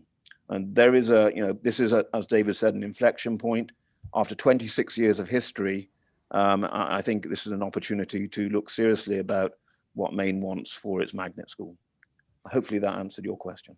Well, I think Representative Crockett was asking as well about the cost of the dorm and the school in Waterville being $60 million. And I would add to what David said, there's been a number of studies that mention or that have looked at the facilities in Limestone and the dorm in particular, and that we really do need a new dorm. That dorm is under a fair amount of disrepair for the students. It's not a mission appropriate dorm, as David Coit mentioned, and we'd like to grow the school to a better appropriately sized 240 student school. So with all of those things stacked behind us, we're looking at an investment, if we stay in Limestone, to try to build a mission appropriate right sized dorm, which is certainly going to be in the same ballpark, especially if you look at upgrading academic facilities at the same time, which we think would be needed if we stayed there. The bond proposal for a new dorm would house the current level size school. If we were to have a 240 student school, it would require twice as much just for the residential piece. And then we have the academic piece. So that's why it gets up, Senator, to a $60 to $80 million number. And an investment in Limestone to fully build it out to like an actual campus for MSSM, you'd be looking at a $25 to $30 million investment. Of course, that could be spaced out over time, but that's really the bottom line, what it would take to get us mission appropriate facilities in our current location. And David, just to be clear, the size, it would be bigger than that to be a 240 student. I mean, it would, you know, it would be closer to $50 or $60 million. All right, I thought I had Representative Millette and Senator Daughtry, but is that still true? They started to answer the question that okay.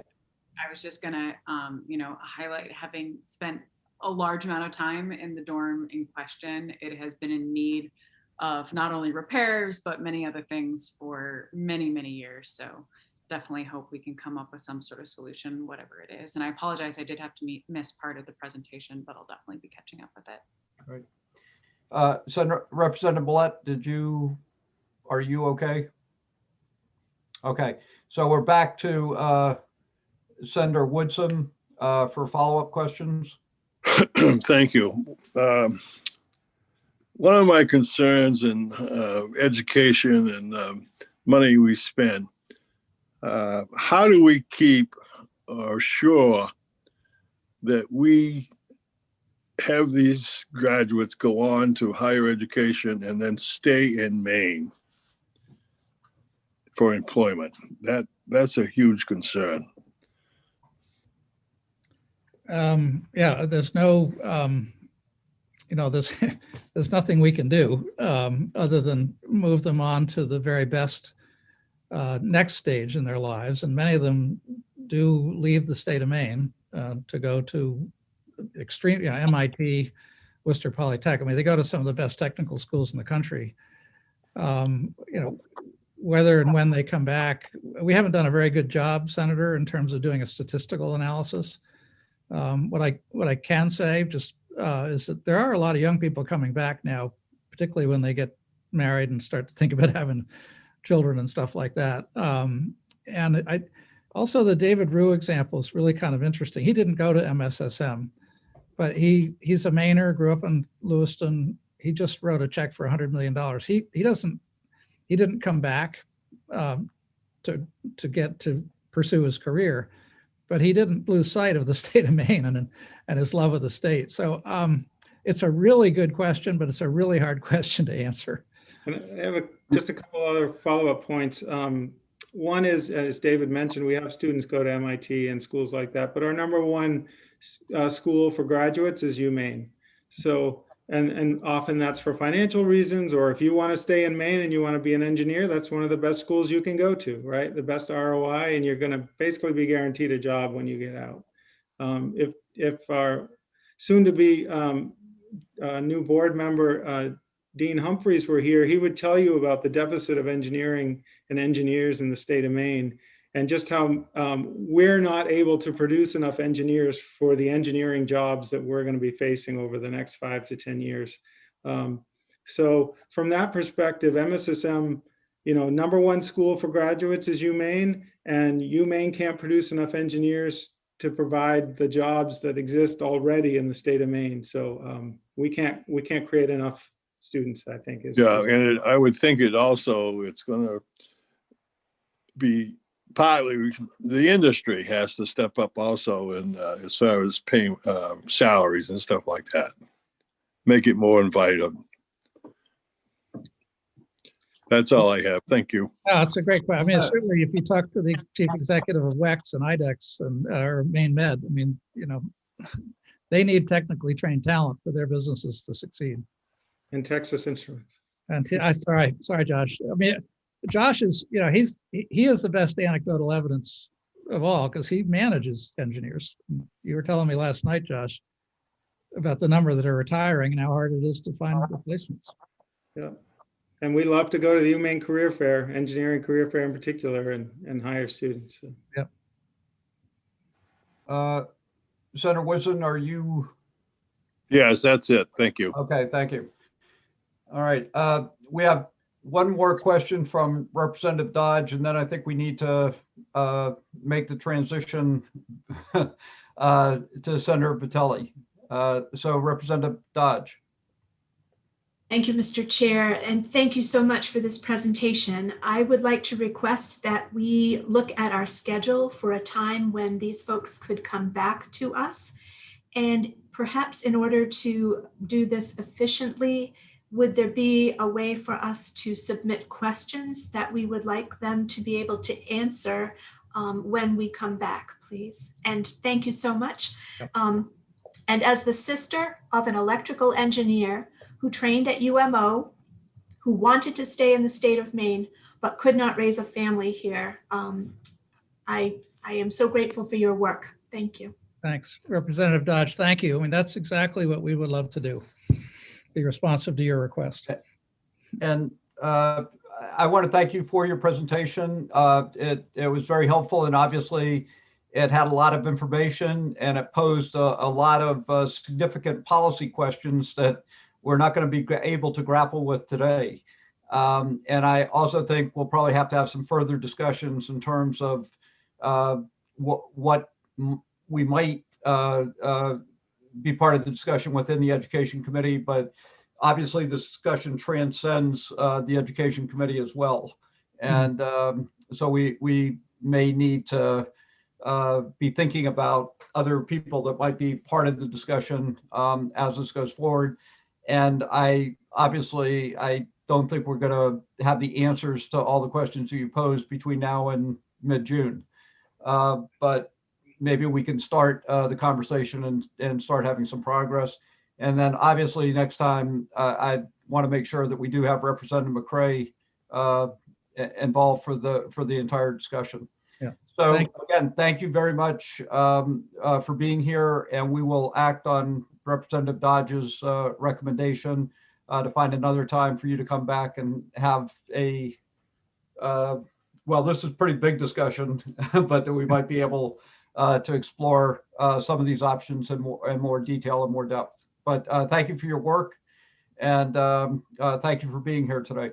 Thanks all of you. Okay. Thank you. So I will work with Senator Rafferty and with Representative McCray, and assuming that the committee would like to have a follow-up discussion on this issue, and we will find a time fairly soon to see if we can follow up. Most definitely. Okay. So that was a strong affirmative answer from Senator Whitson. All right.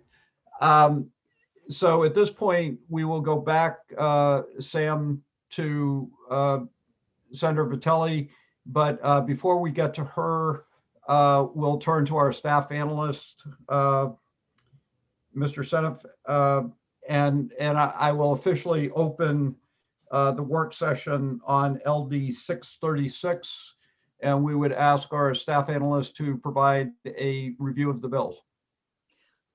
Yes, so I just to remind the committee where we are on this bill. So we did hold a work session on this bill, and this is an act to encourage the purchase of local foods for public schools.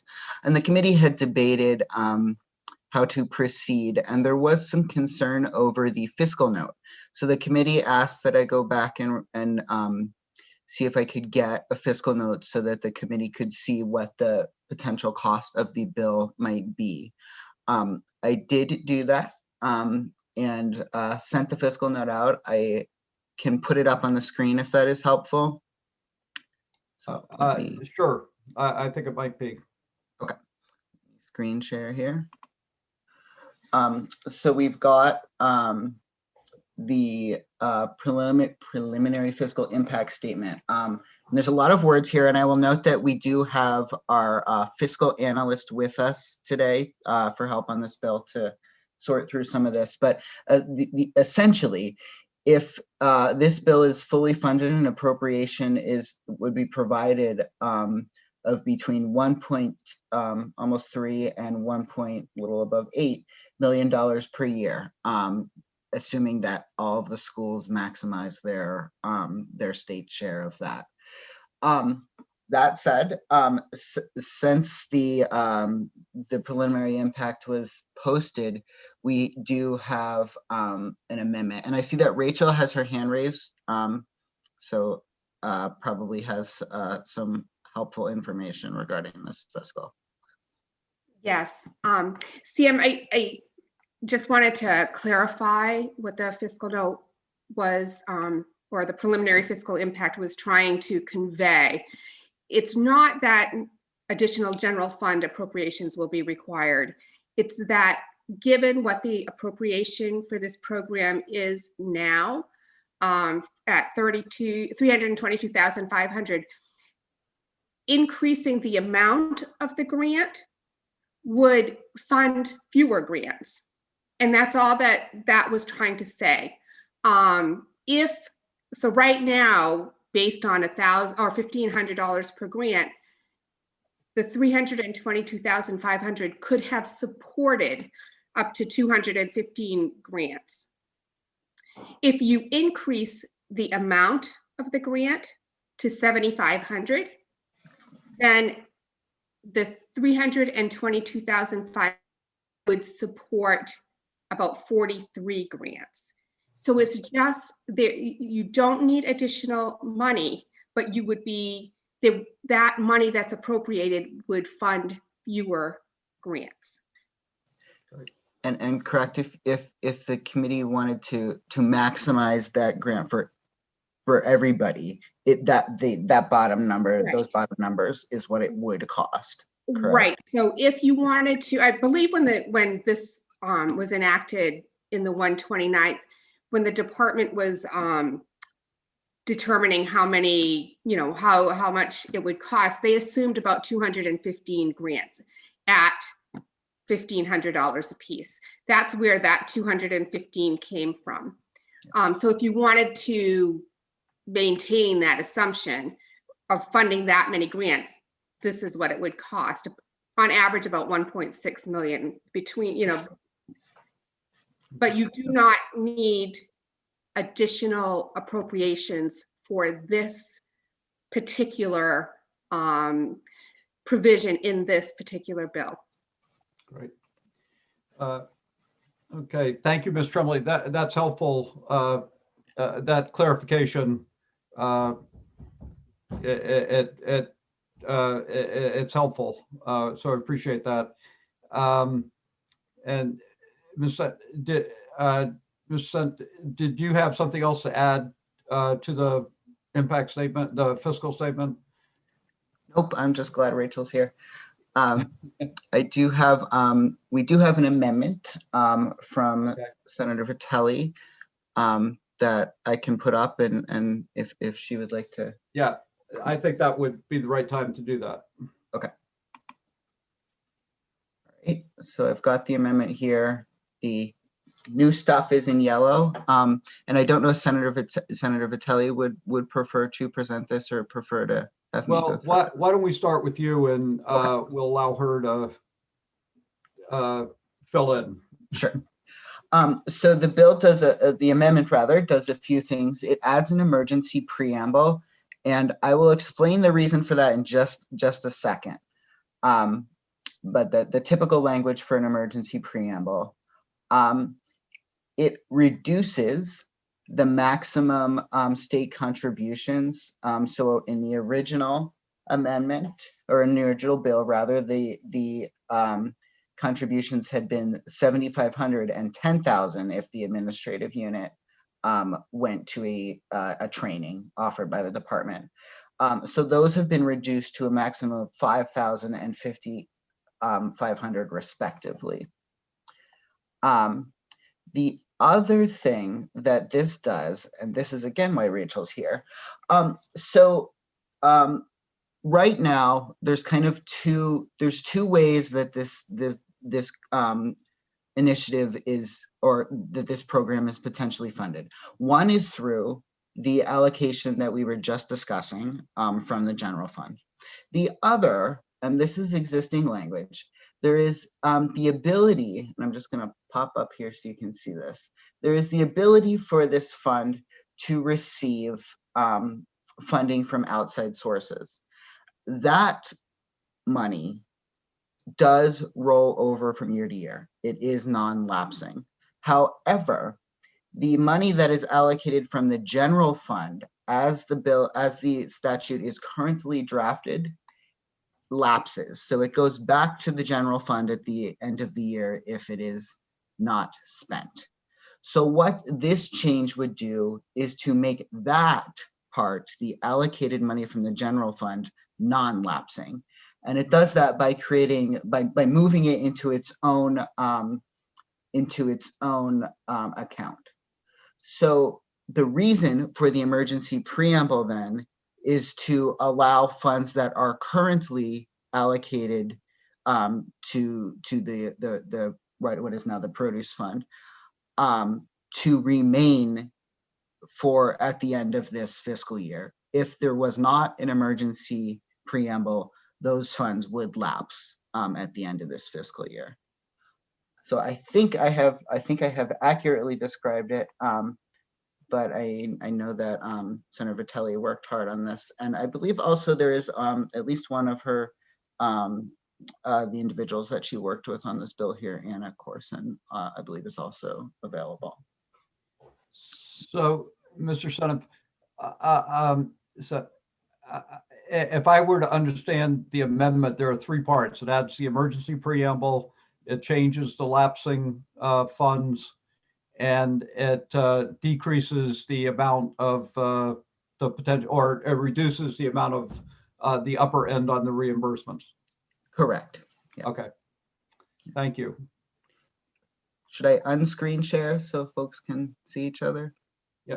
So if we could go back to the committee now at this point, and I would ask members of the committee if you have any questions for Mr. Sant or for Ms. Tremblay.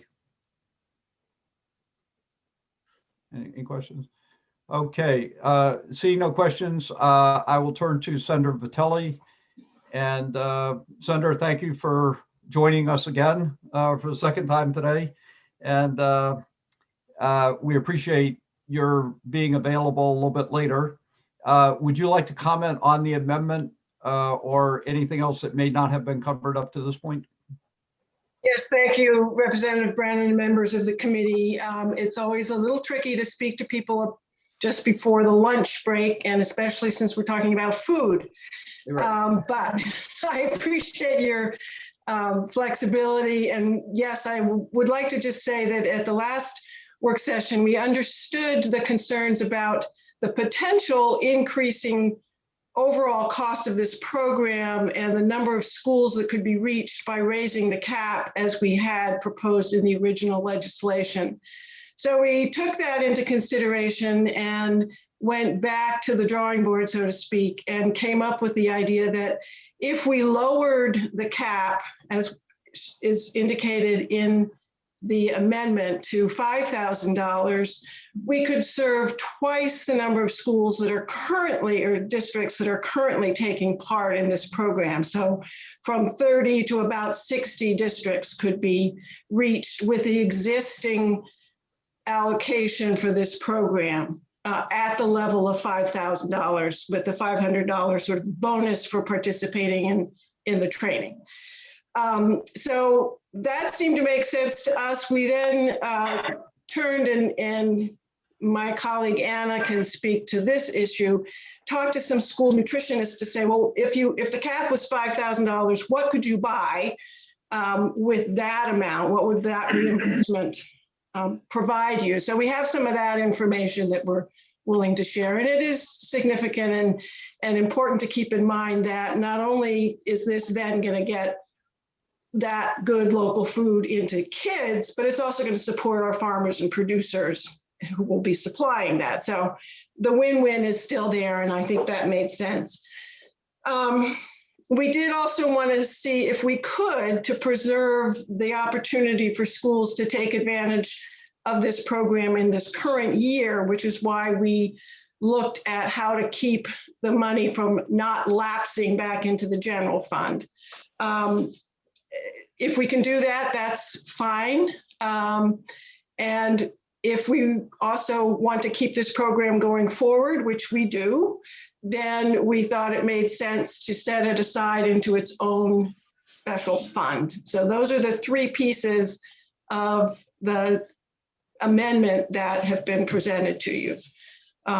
So we thank you for having the previous discussion. I think it was helpful for us to go back and rethink what we really intend to do and what we think the impact of this program can be. And we look forward to your continued consideration of our efforts. And I'd be happy to have Anna talk to you briefly, if you're willing, about what these funds can purchase for our schools. Sure, that would be fine. You're talking, Ms. Corson? Yes, thank you. Okay. Mr. Baker, do we have her available? We do, Representative. Do you want to do that now or hear Senator Woodsum's question first? Well, I'm kind of torn. But No, go. Let her speak, and then I'll come back. All right. Thank you, Senator.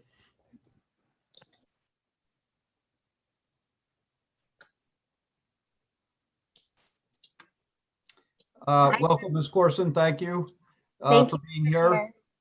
And would you like to add anything to the comments made by Senator Vitelli? Yeah, I'd be happy to.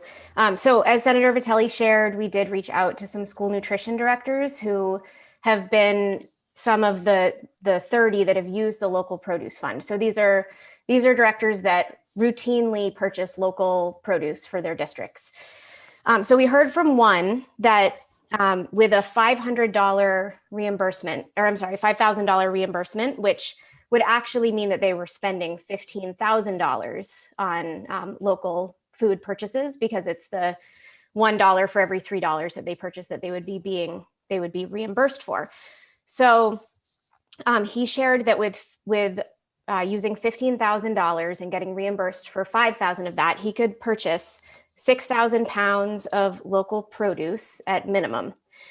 So that would translate to about 18,000 meals to children in his district. So that's a pretty significant impact. He also shared that if he were to be purchasing local poultry, that would be about just over 4,000 pounds of local poultry he could purchase. Local beef, he would be spending about 4,000 pounds as well. So this really would make a pretty big impact with having the reimbursement cap be at 5,000. And we did hear from school nutrition directors across the state, both those who had used the fund as well as those who had not participated, that increasing the reimbursement cap would make a big difference in their ability to purchase local foods. That the existing cap for districts that have never used the program that was a deterrent for them because of the administrative time it would take for them to purchase local food. There's a process that they have to go through with any vendor that they purchase from.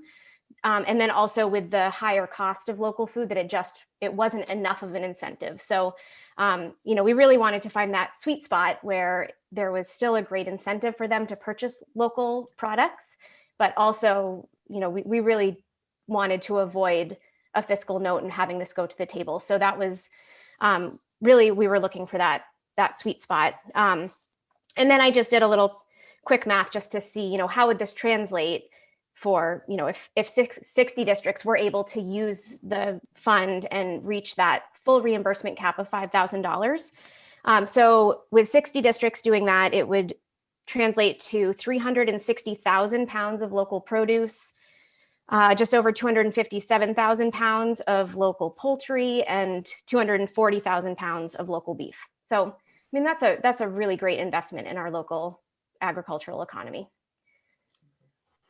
Well, thank you very much for doing the math that I was trying to do in my head and couldn't do very quickly. So I appreciate that. And at this point, I would ask, I see that there are questions for either Senator Vitelli or Ms. Corson. So I'll start with Senator Woodson. Thank you. I have two questions. I'll ask one and just back off.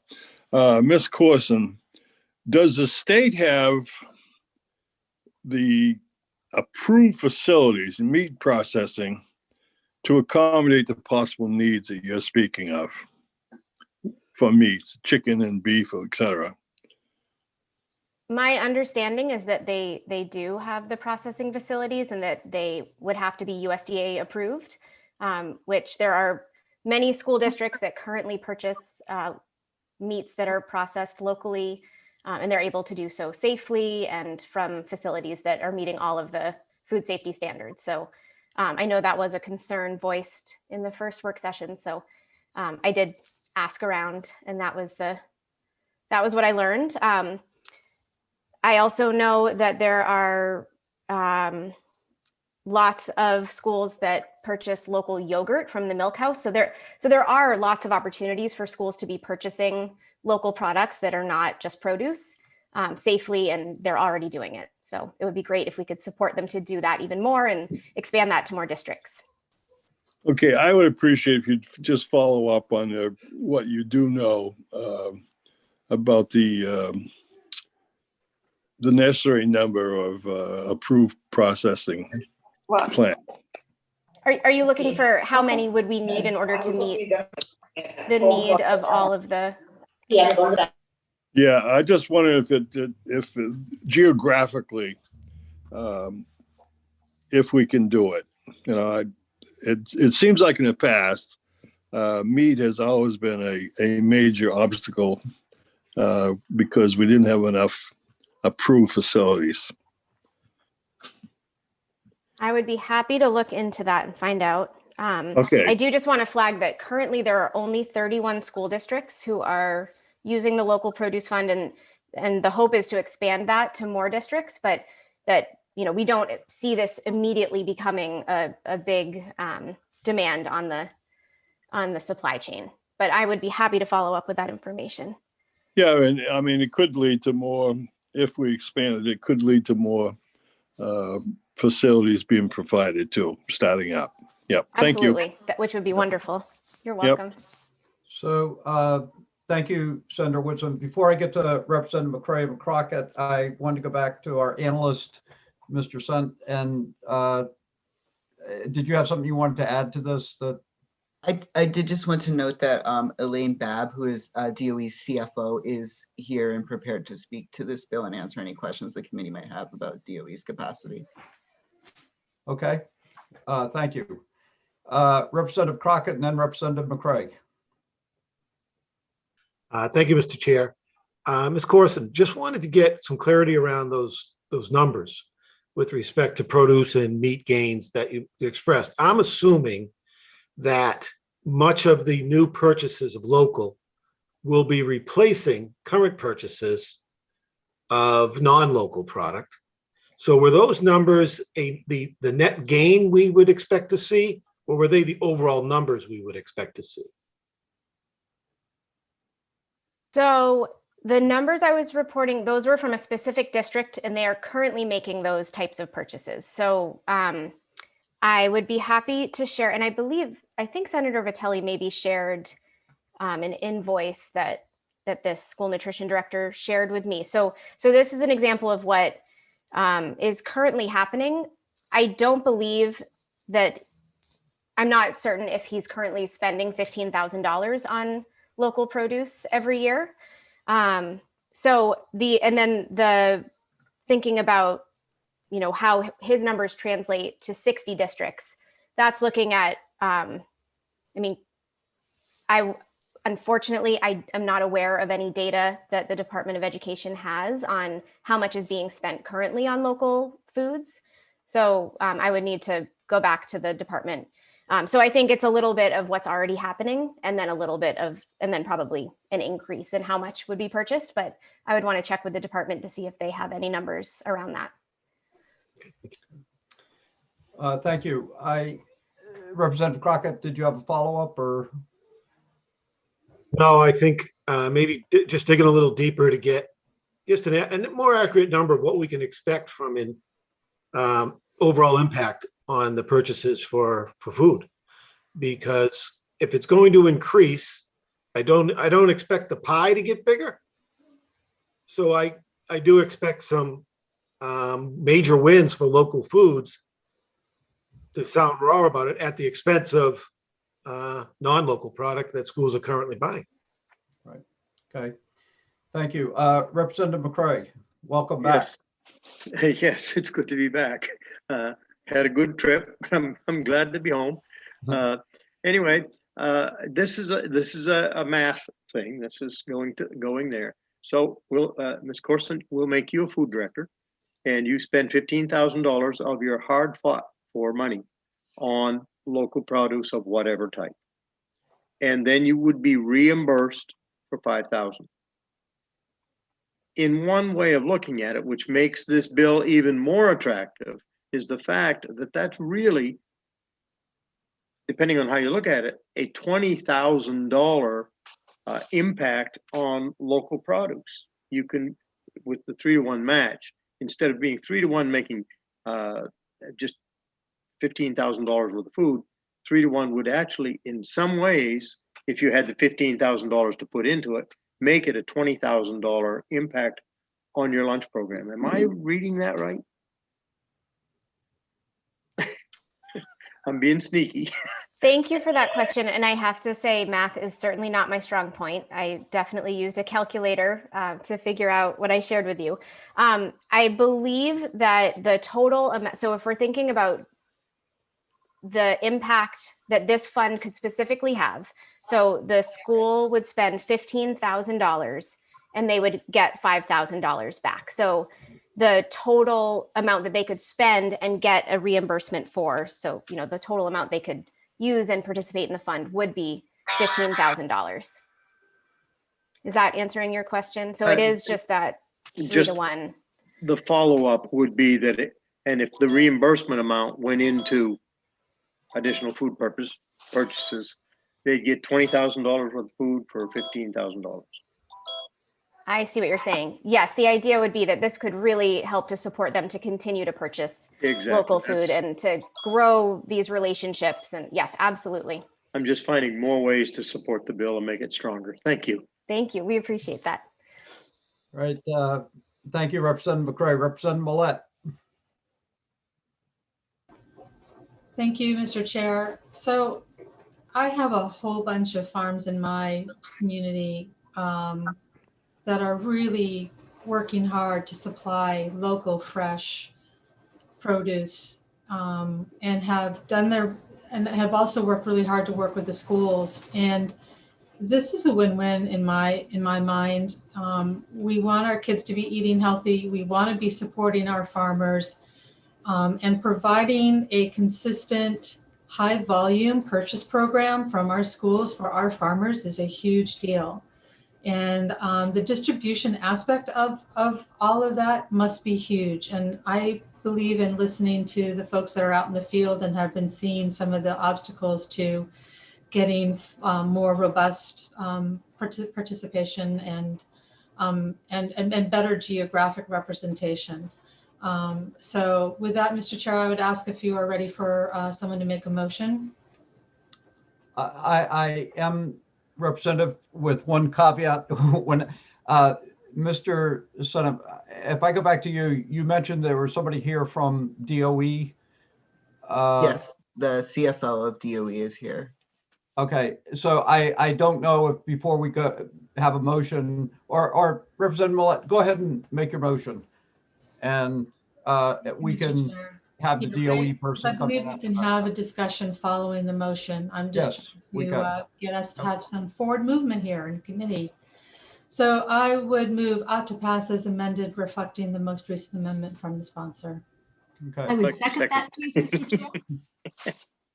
Well, I'm going to give this to Representative McCray, given that he's from the county and agriculture is important in that part of the state.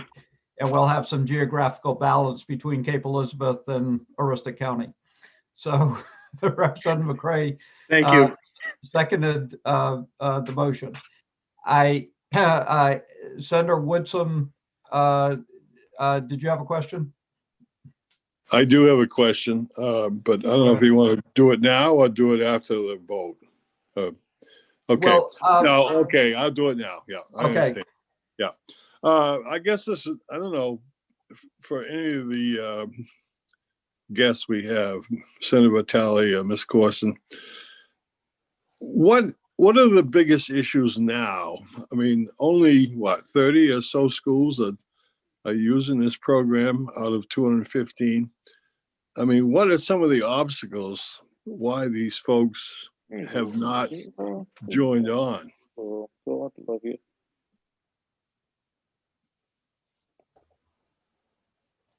I'm happy to answer that question, Mr. Chair. Go right ahead, Ms. Corson. Great. Thank you for that question, Senator Woodson. So we did, as I shared in the public hearing for the bill, we did survey the field and we learned that there are quite a few barriers. One was the current reimbursement cap was not enough of an incentive for schools who had never used the fund to participate. For schools who had used the fund, it was so much of an administrative burden that to continue to use the fund with that lower reimbursement cap that we had before, or that we currently have, was not enough of an incentive for them to continue.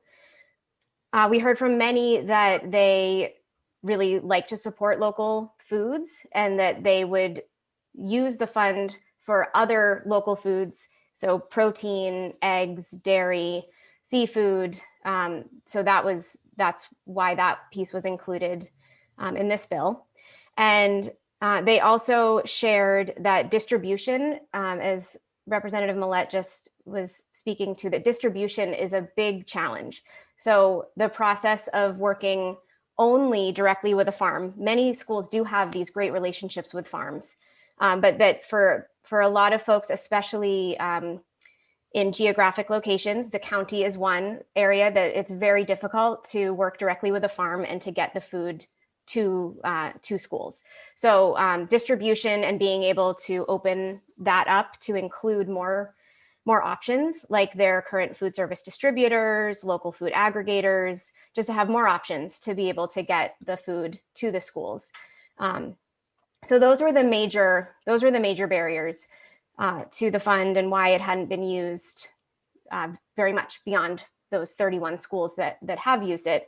And then I would say additionally, just like it's affected everything else, the pandemic really did have an impact. Schools were immediately focused on trying to just feed kids. They were just focused on the logistics. And so doing anything else new, which includes sourcing local foods, just wasn't really an option this school year. So that's where the emergency preamble comes in, that we really hope that the existing funding that is in the local produce fund right now can roll over and be utilized by these school districts that if it was not for the pandemic, we do believe that it would have been used to a bigger extent this year.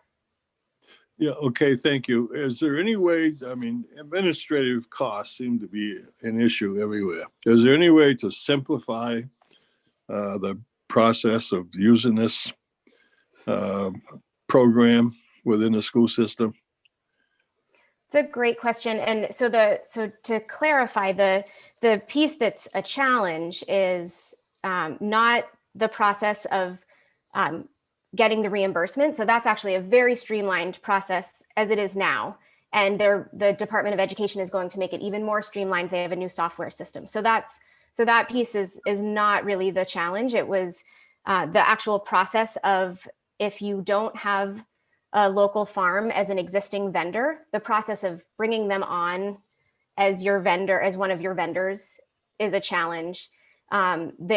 The way that schools order food is a very specific, streamlined process where they contract with the local food vendors that we have in the state, like Native Maine. Some of them already work with farms, so it's, this works well for schools that are already working with farms, but most of them work with their distributors. And so to be able to continue to work with their distributor and also purchase local products from them, and to be able to use to use the fund to support purchasing local products through their distributors would really simplify the process, and they would be able to do more of it. And there's of course work to be done on the implementation side. The Department of Education has a staff person, the Farm and Sea to School coordinator, who is doing a lot of work on making sure this process is easier for schools to be able to use the fund. Okay, thank you very much. You're welcome. Okay, thank you. I have Representative Stearns, and then we're going to briefly turn to DOE. Representative Stearns. Thank you, Mr. Chair. I apologize for being late. I was over in Well, Judiciary. you have detention later today. Well, I was over in Judiciary where I was not allowed in out of the waiting room to testify on my own bill because they announced that they had a 9-minute curfew and they wanted to move things right along. So with that, I apologize if I'm not totally up to speed here, but one of my biggest questions on this, I love some of the language pieces regarding how to better get the food out to folks, those type things. I thoroughly understand the fiscal note. That's really an artificial, that's not necessarily the amount of money that's going to be spent because it's not available. But I do have this question. Why, if there are, say, 31 or 32 schools taking advantage of this now, and we raise the cap regarding the amount of money they can go access, what's to prevent those schools with the more sophisticated and more savvy food procurement people or food service people from going after the larger cap and actually reducing the number of schools that are able to access the limited funds? Has that been covered? And if it has, my apology for being late. Well, it has been alluded to, but I think it deserves, a response. And I would either ask Ms. Corson, Senator Vitelli, or Mr. Senate to respond to the question. Whoever feels they're in the best position to do that. Ms. Corson? Senator Vitelli, I see you just took yourself off mute. Do you want to? Yeah, I finally figured out how to do that. Thank you. Okay. And thank you again for the question. As I said in the beginning, when we were here last time, we were looking at a higher cap that would have meant probably fewer districts being able to take advantage of this program under the current funding levels. So we re-examined that and decided to lower the cap in order to reach more districts. This is a program, Representative, that we hope will grow over time. So we're working on the schools that are already engaged in this process, but our goal is to expand that to have more districts be able to take advantage of this. And And of course, it explained in her earlier remarks, having surveyed the field, felt that the $5,000 cap would help us reach more schools initially, but also would serve as a meaningful incentive for schools who've been reluctant so far to participate to get in the game. So that's what we're looking to do. There's no magic numbers here, but we took our best shot at coming up with an amount and a program that will reach the most schools over and be able to continue to expand this to even more schools over time. I hope that partially answers your question. And maybe Anna can add to that. Yeah, thank you. I'd be happy to add just a couple other pieces. So one important thing to remember is that out of the 31 districts who are currently using the fund, only 2 have ever reached the current cap. The other piece is that by expanding the reimbursement, increasing the reimbursement to $5,000, we would nearly double the number of schools that could fully reach the cap. So we would be up to 60 schools that could use the cap, get up to $5,000 in reimbursement. And then the last piece is that written into this bill, the Department of Education can actually put more funding into the local produce fund, or whatever the new name will be moving forward if this passes, by going after grants. So there's always the opportunity to grow the fund further if that need arises in the next school year.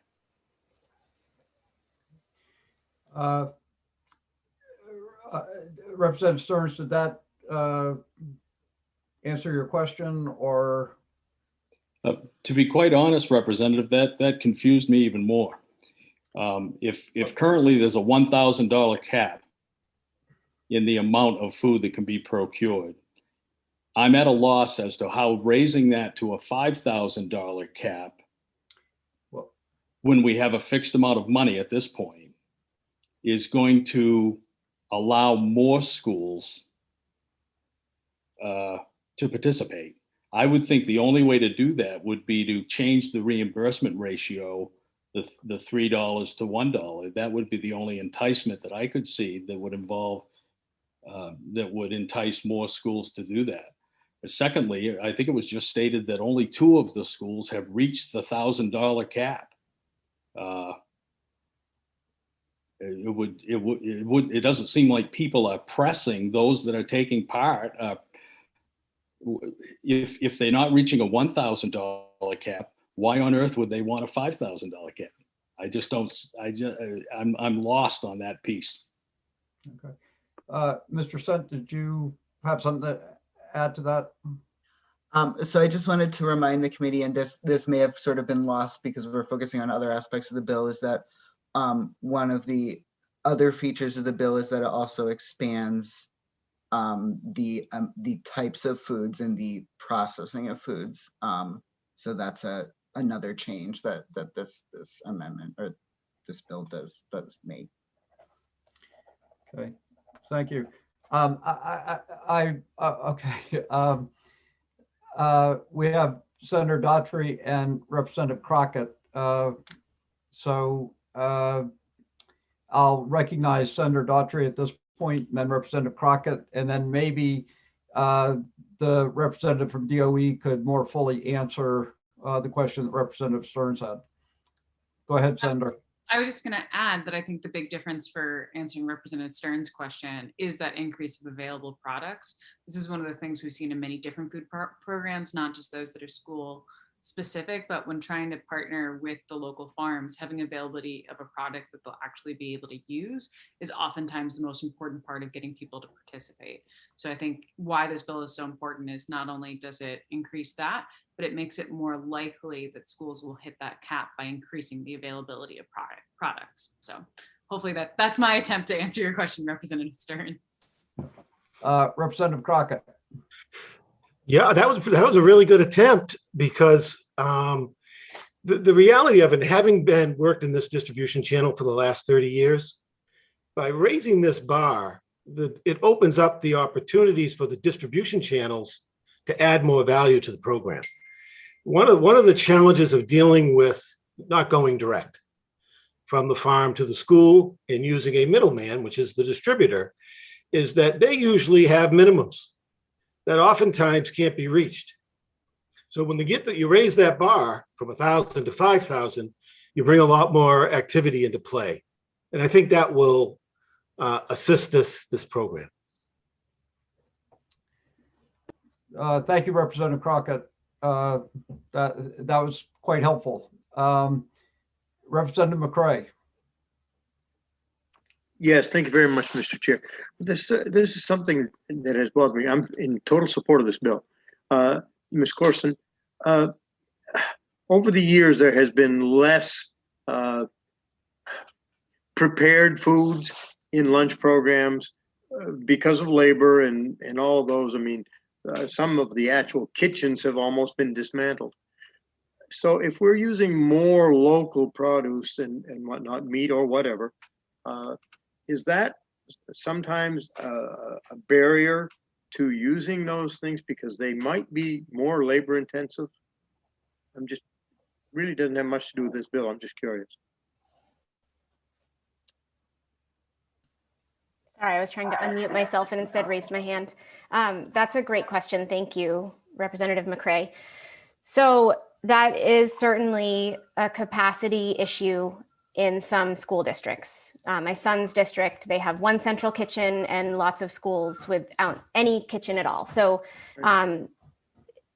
part of the changes that are being made in this piece of legislation would make it easier for schools that lack the capacity to process local food. Let's take butternut squash, for example.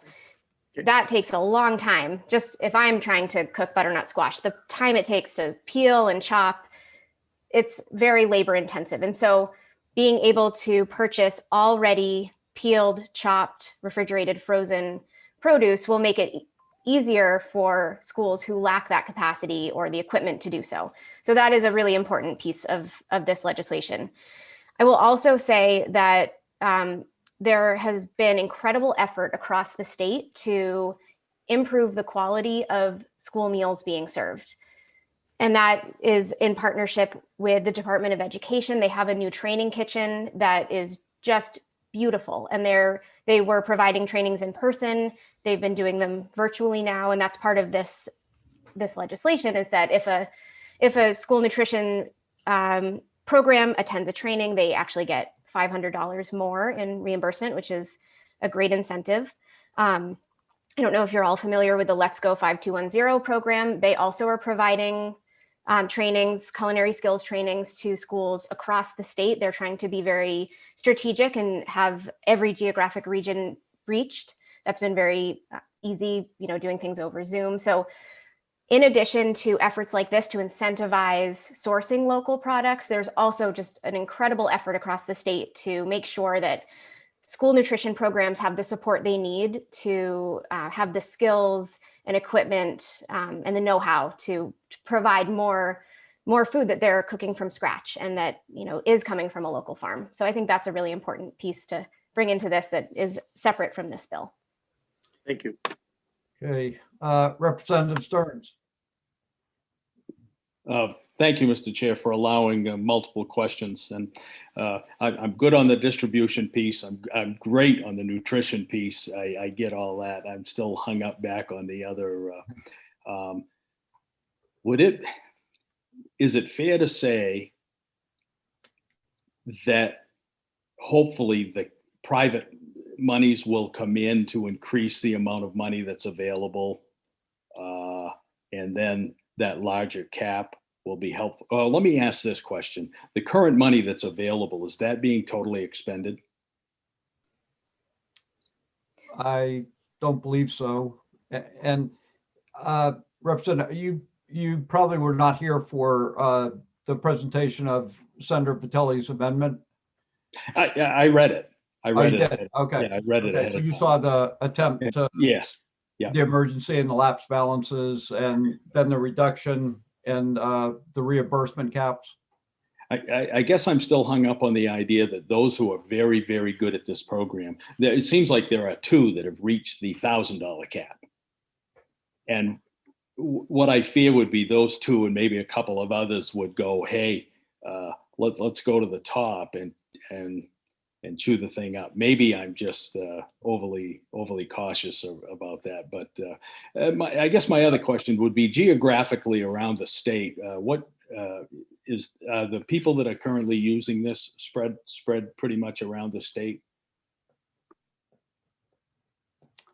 I don't know if Senator Vitelli could answer that, or Ms. Corson.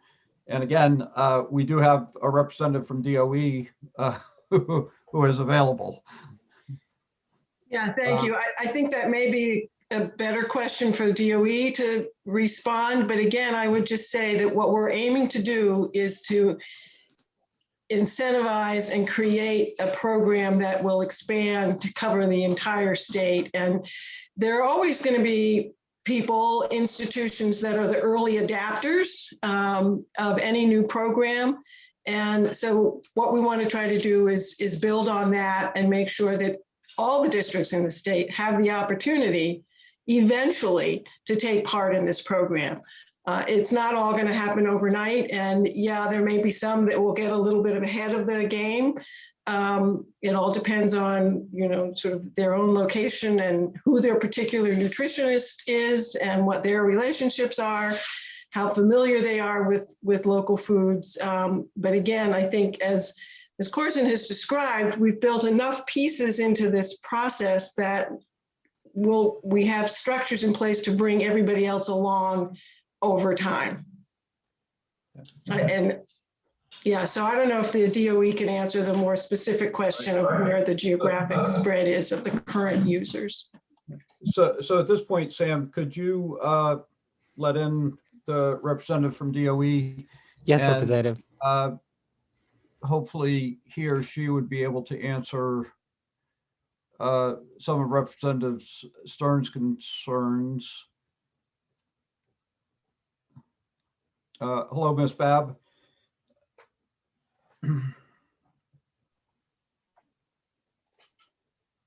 Hi. Ms. Babb, thank you for being with us today. We appreciate it. And I'm assuming or hoping that you've been listening to the conversation up to this point. And might you be able to answer Representative Stern's questions as well as reflect on some of the other questions that have been raised? I can. Thank you. Okay. Well, the most recent question was about the schools, who's participating. I can give you some information, but I'm not familiar with the MSADs and where they're located. But I'm looking at a list now of who we've paid. And we have like Bangor, Portland, Scarborough, Winthrop. I could list some MSADs or you could ask me and I could tell you, but I don't know where they're located. Westbrook, Winthrop. So they're all Erskine Academy. So they're all over the state. Falmouth, Kittery. Go ahead and list the SADs. I'll know where they are. Okay. 11, 17, 3, 54, 57, 59, 60, 74, 75. And then the RSUs are 10, 12, 38, 71, 22, and 50. Very good. Thank you. I appreciate that information. It's quite a diverse area. Right. I think the issue, one of the issues that Ms. Corson brought up is that the timing of this money came when COVID came. So a lot of schools aren't, using it. So that's why last year, though, we did have 43 schools participate, a few more, but now I can't remember some of the other questions. What were the other ones? Well, you answered the question about geographical distribution.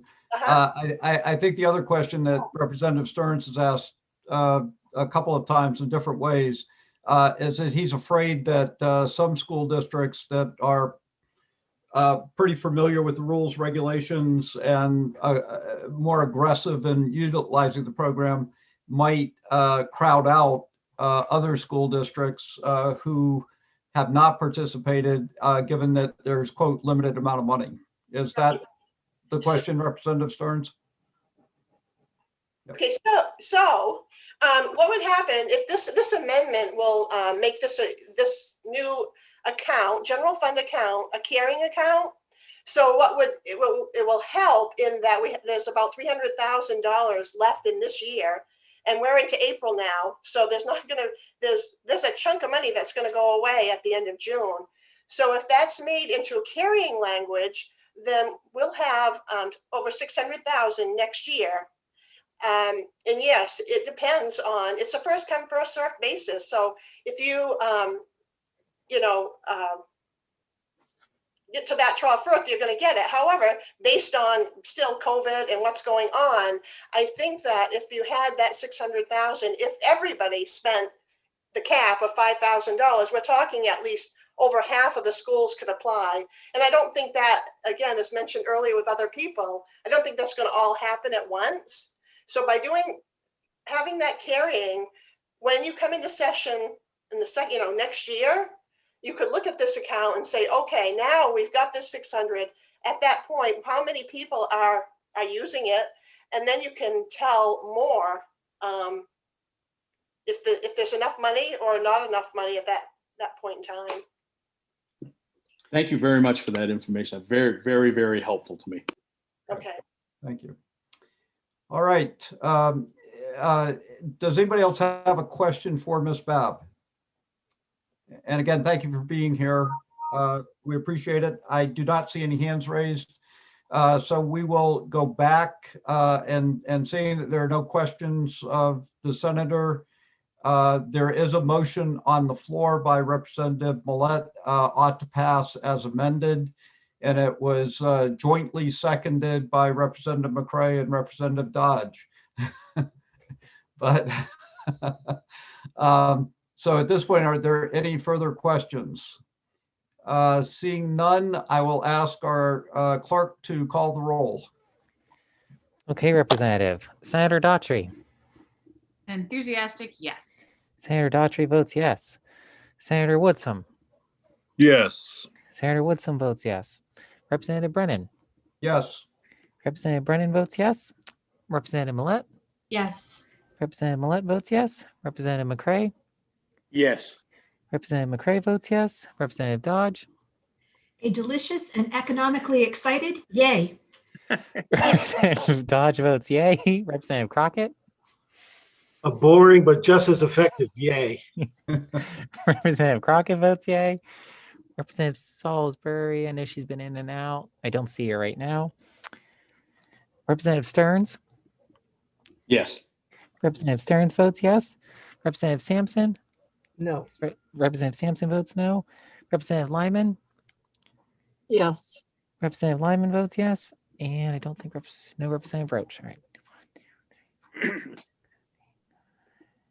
So it's 9-1 representative in favor of the motion. Thank you very much, Sam.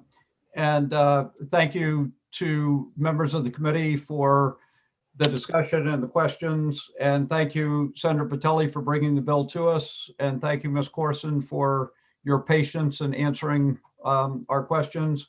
And thank you, Ms. Babb, for being here from DOE to provide us some information that we hadn't had up to this point. So I really appreciate that. And thank you to our staff analyst for his work on the bill as well. So we appreciate everybody's effort, and hopefully this will move forward in a timely fashion before the House and the Senate and receive the support from the governor. So Senator Patelli, did you have any final comments or?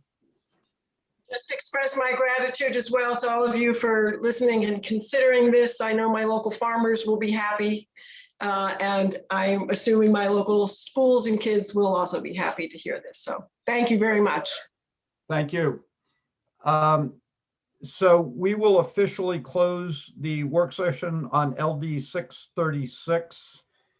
And just as a quick summary, we tabled 975.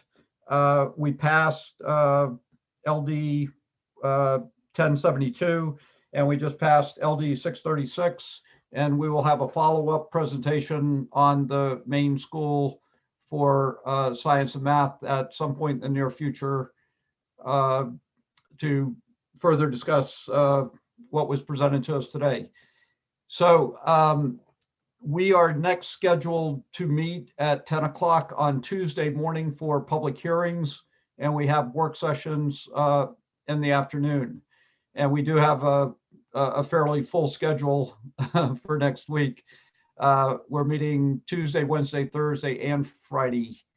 But Monday is a holiday, and Maine and Massachusetts are the only two states in the country that celebrate Patriots Day. So I hope that we'll make good use of that time. So before we sign off for the weekend, I do have questions or comments or thoughts from Representative Millette, Senator Daughtry, and our able staff person, Mr. Sent. Mr. Chair, I think we're in receipt of some language review documents from our analysts. You are correct, and I'm sure that that's what Mr. Sent was going to tell me, that we were going to do language review. I find nothing more difficult than doing language review on a Friday afternoon, but we will do it. Senator Daughtry. Thank you, Mr. Chair. And maybe my audio cut out, and not to be a stickler, but I was just wondering, do we have a minority report? Did we ask on that? No, we didn't. Thank you, Senator. Ought not to pass. Just trying to make sure. And thank you for that note, Senator. I neglected to ask for that. So that is duly noted that the minority report ought not to pass. So, Mr. Sent, do you have language for us to review? Yes, I have 4 amendments, and I believe Hillary has 3. I think I can speak for her when I say we will try to be as efficient as possible, given that it's Friday afternoon. So if it's okay, I will screen share and go over mine. All right. So you have actually seen this one before. This is LD 277. This is just the final version that comes out of the revisor's office, so it looks a little funny. So just as a reminder, this bill requires DOE to report on a alternate method of assessing student performance for LD 277. This is that the SAT bill. But what I really wanted to show you is the fiscal note, because you had not seen that yet. So this fiscal note anticipates that savings from discontinuing the SAT might offset the cost of a new assessment method. So you can see their math at the bottom there. If that looks good to everybody, I will move to the next one. And Ms. Sent, I'm assuming this fiscal note is it's descriptive and a narrative. It doesn't mean that it would go to the appropriations table. Yeah, I think the takeaway from it is it looks like financially it would be a wash. Right. Okay. So the next one I've got for you is LD 429. So this is an act to protect the health and safety of students and educators by requiring the establishment of health and safety committees in SAUs. This is the bill that added the health and safety language to the existing emergency management plan instead of having the separate committee. And the committee had just actually worked this bill. So this is the language that the committee had seen in the offered amendment at the work session.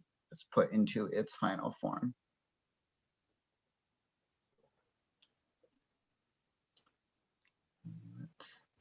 There's a summary at the bottom there. And again, this should be exactly what the committee saw during the work session in amendment form.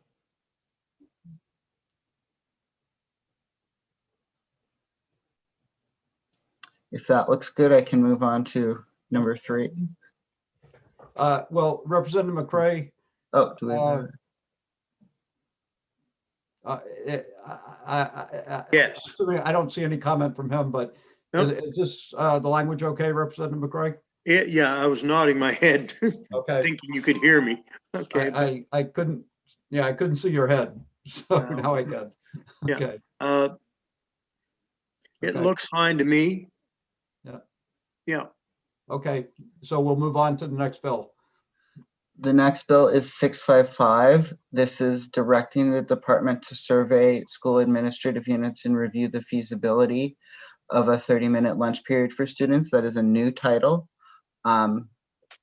Because the committee voted to turn the act into a resolve, which requires a new title.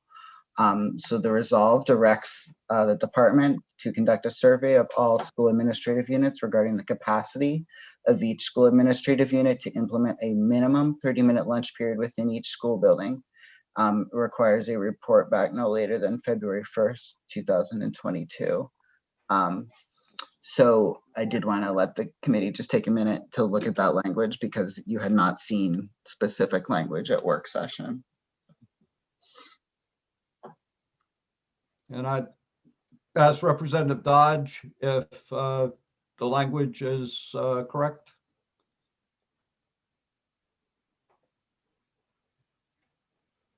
Is she nodding her head and I can't see it, or? I'm muted. I don't have the language changes right in front of me in my notes, but it appears to be correct. Thank you. Okay, thank you. So we will move to the next bill. Next bill is 705. So this is to improve air quality and ventilation in Maine's public schools. And the change that the committee had requested was to also add chapter 60 and 61 to the DOE rules that would require updating. And So that is, Representative Millette,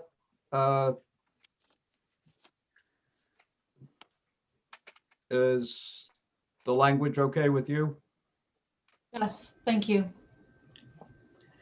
and those are mine, and I believe Hillary has some for you as well. So I will stop my screen share here. Well, thank you, Sam. We appreciate that. And Ms. Risler. Thank you. All right. So first up, let's see. Let's start with LD 52. So LD 52 is on act regarding collective bargaining negotiations by public employers of teachers. This was a majority ought to pass it as amended solely to incorporate the fiscal note, and a minority ought not to pass. The fiscal note indicates that the legislation provides that educational policies related to preparation and planning time and transfer of teachers are permissive. Because the bill allows but does not require local school administrative units to negotiate these policies, this legislation is not an unfunded state mandate, and that any additional costs that to SAUs that choose to include these policies will be funded through their budgeted resources. Any questions on that? Nope, that is accurate. Okay. LD 326 is an act to authorize lifetime teaching certificates. This bill was a majority ought not to pass, and a minority ought to pass as amended. The amendment provided eligibility for the lifetime certificate at 25 years instead of 20 years, and also provided that rather than it be annual fees, prohibition on annual fees, it's a prohibition on recurring fees, since as you heard that these are normally assessed every 5 years. The fiscal notes indicates a potential current biennium revenue increase and a future biennium revenue decrease. I can read it all out for you, or I can let you just read it from my screen, whichever you prefer.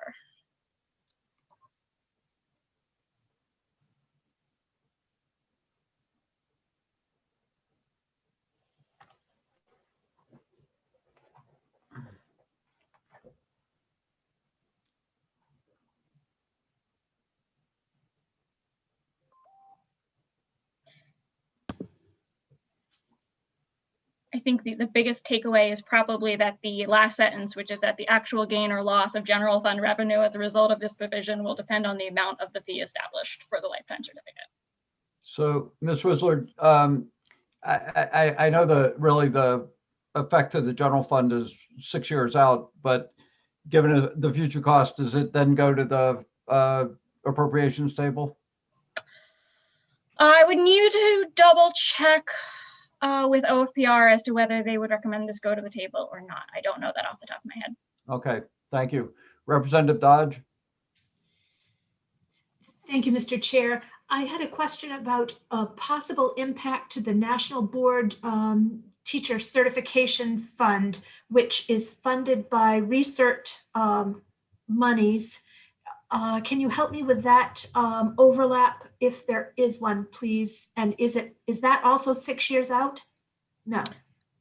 So the National Board Certification does use some of these some certification fees. Again, I think it goes back down to that it really depends on what the amount of the lifetime fee established would be. Okay. Is there anybody who is on the right. minority report who has any questions or concerns? Yep.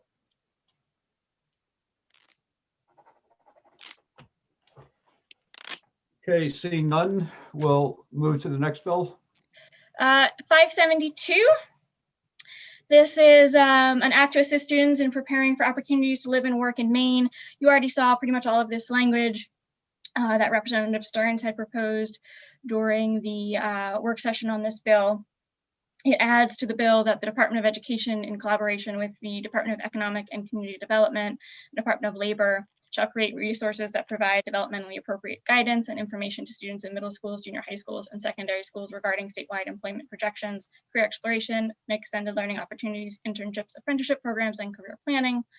And it provides that no later than January 1st of 2022, Department of Education, in collaboration with DECD and Department of Labor, shall submit a report to you, the Committee on Labor and Housing, and the Committee on Innovation, Development, Economic Advancement, and Business regarding the resource created and the progress of statewide implementation of those resources pursuant to the statutes in the original bill. So Representative Stearns, did you have any, are you okay with this language? Yes.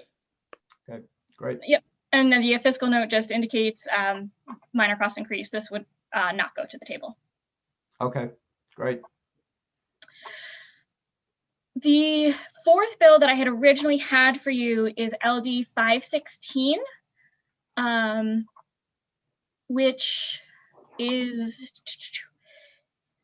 it's the resolve directing the Department of Education to review career and technical education courses and provide guidance on high school credit equivalencies. That was a bill that was majority ought not to pass with a letter, and I did email that to you. The Representative Roche was the one member of the committee who voted ought to pass, and given that he is not present at this meeting, I think it's probably best for me to wait and review that when he's here. But I would encourage all of you who are on the majority to take a look at the letter I emailed, and just if there's anything you think you're going to want me to add or not include in that letter, just let me know and we can review that probably Monday. Okay. Thank you, Ms. Rizzler. Anybody have any questions for Mr. Sant or for Ms. Rizzler? Seeing none. I do, Sam, Mr. Baker, I noticed there are a number of people that were absent this afternoon when we took votes.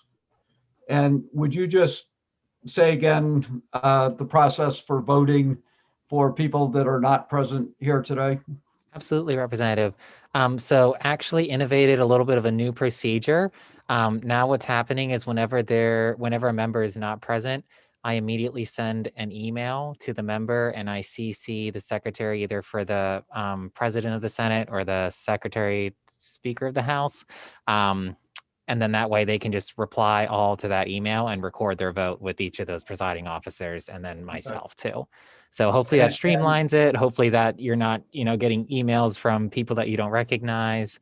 Right. And also you don't have to be worried about if you missed a vote or anything, because I'll be watching now to make sure that I can follow up with people. Just to reiterate the fact that people could not register their vote with you. Correct. That's why I put either Lynn Hanley Speaker of the House or President of the Senate. And that I always CC Lynn Hanley on the House side and then Rosemary Smith with the Senate side, because those are technically the two people that can record the vote. But I just like to be looped in on it so I can keep track with my tally sheet here too then and kind of know what to expect. And what is the time period again? You have up to 2 days, and it has to be 12 p.m. noon on that second day. So for example, today, we have a holiday on Monday, so it would be 12 p.m. on Wednesday is the latest that they could register their vote. And again, that is different than before where people could register their vote with the clerk directly. Right. I can never receive the vote, whether it's virtually or in person. For example, if somebody was at the State House, they couldn't stop by and register with me. They could register in Oh, person. no, at those I meant in previous sessions. Oh. Not this session, but up until. I don't know. I wasn't here before, Representative, but at least this time. I was reflecting on the 129th and every session before that, you registered your vote with the clerk. And so this is a noticeable change that you have to register it with the speaker and or the president of the Senate. But the time frame is roughly the same. And I know things are getting really busy now, Representative, so I'm really trying to watch that. And even for the votes that are missed today, I already sent it out to all those respective members that missed their votes, and it's in their email inboxes so that they can respond at their convenience.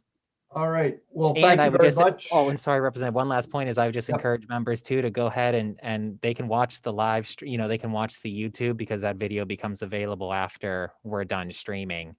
And if they wanted to see the discussion, they wanted to see the motion, I would definitely encourage them to, view that if they wanted to see what actually happened. Okay. Well, thank you. And once again, Sam, you've done a great job this week, along with Mr. Sent and Ms. Rizzler. The productivity we have shown is directly related to you, not necessarily to us. So we appreciate it. And is there anything else before we sign off? We've done the language review. We have the work sessions. We are scheduled at 10 o'clock on Tuesday. Have a great weekend. Okay. Thank you very much. Have a great weekend, everybody. Rest up. We have a big week next week. Long weekend.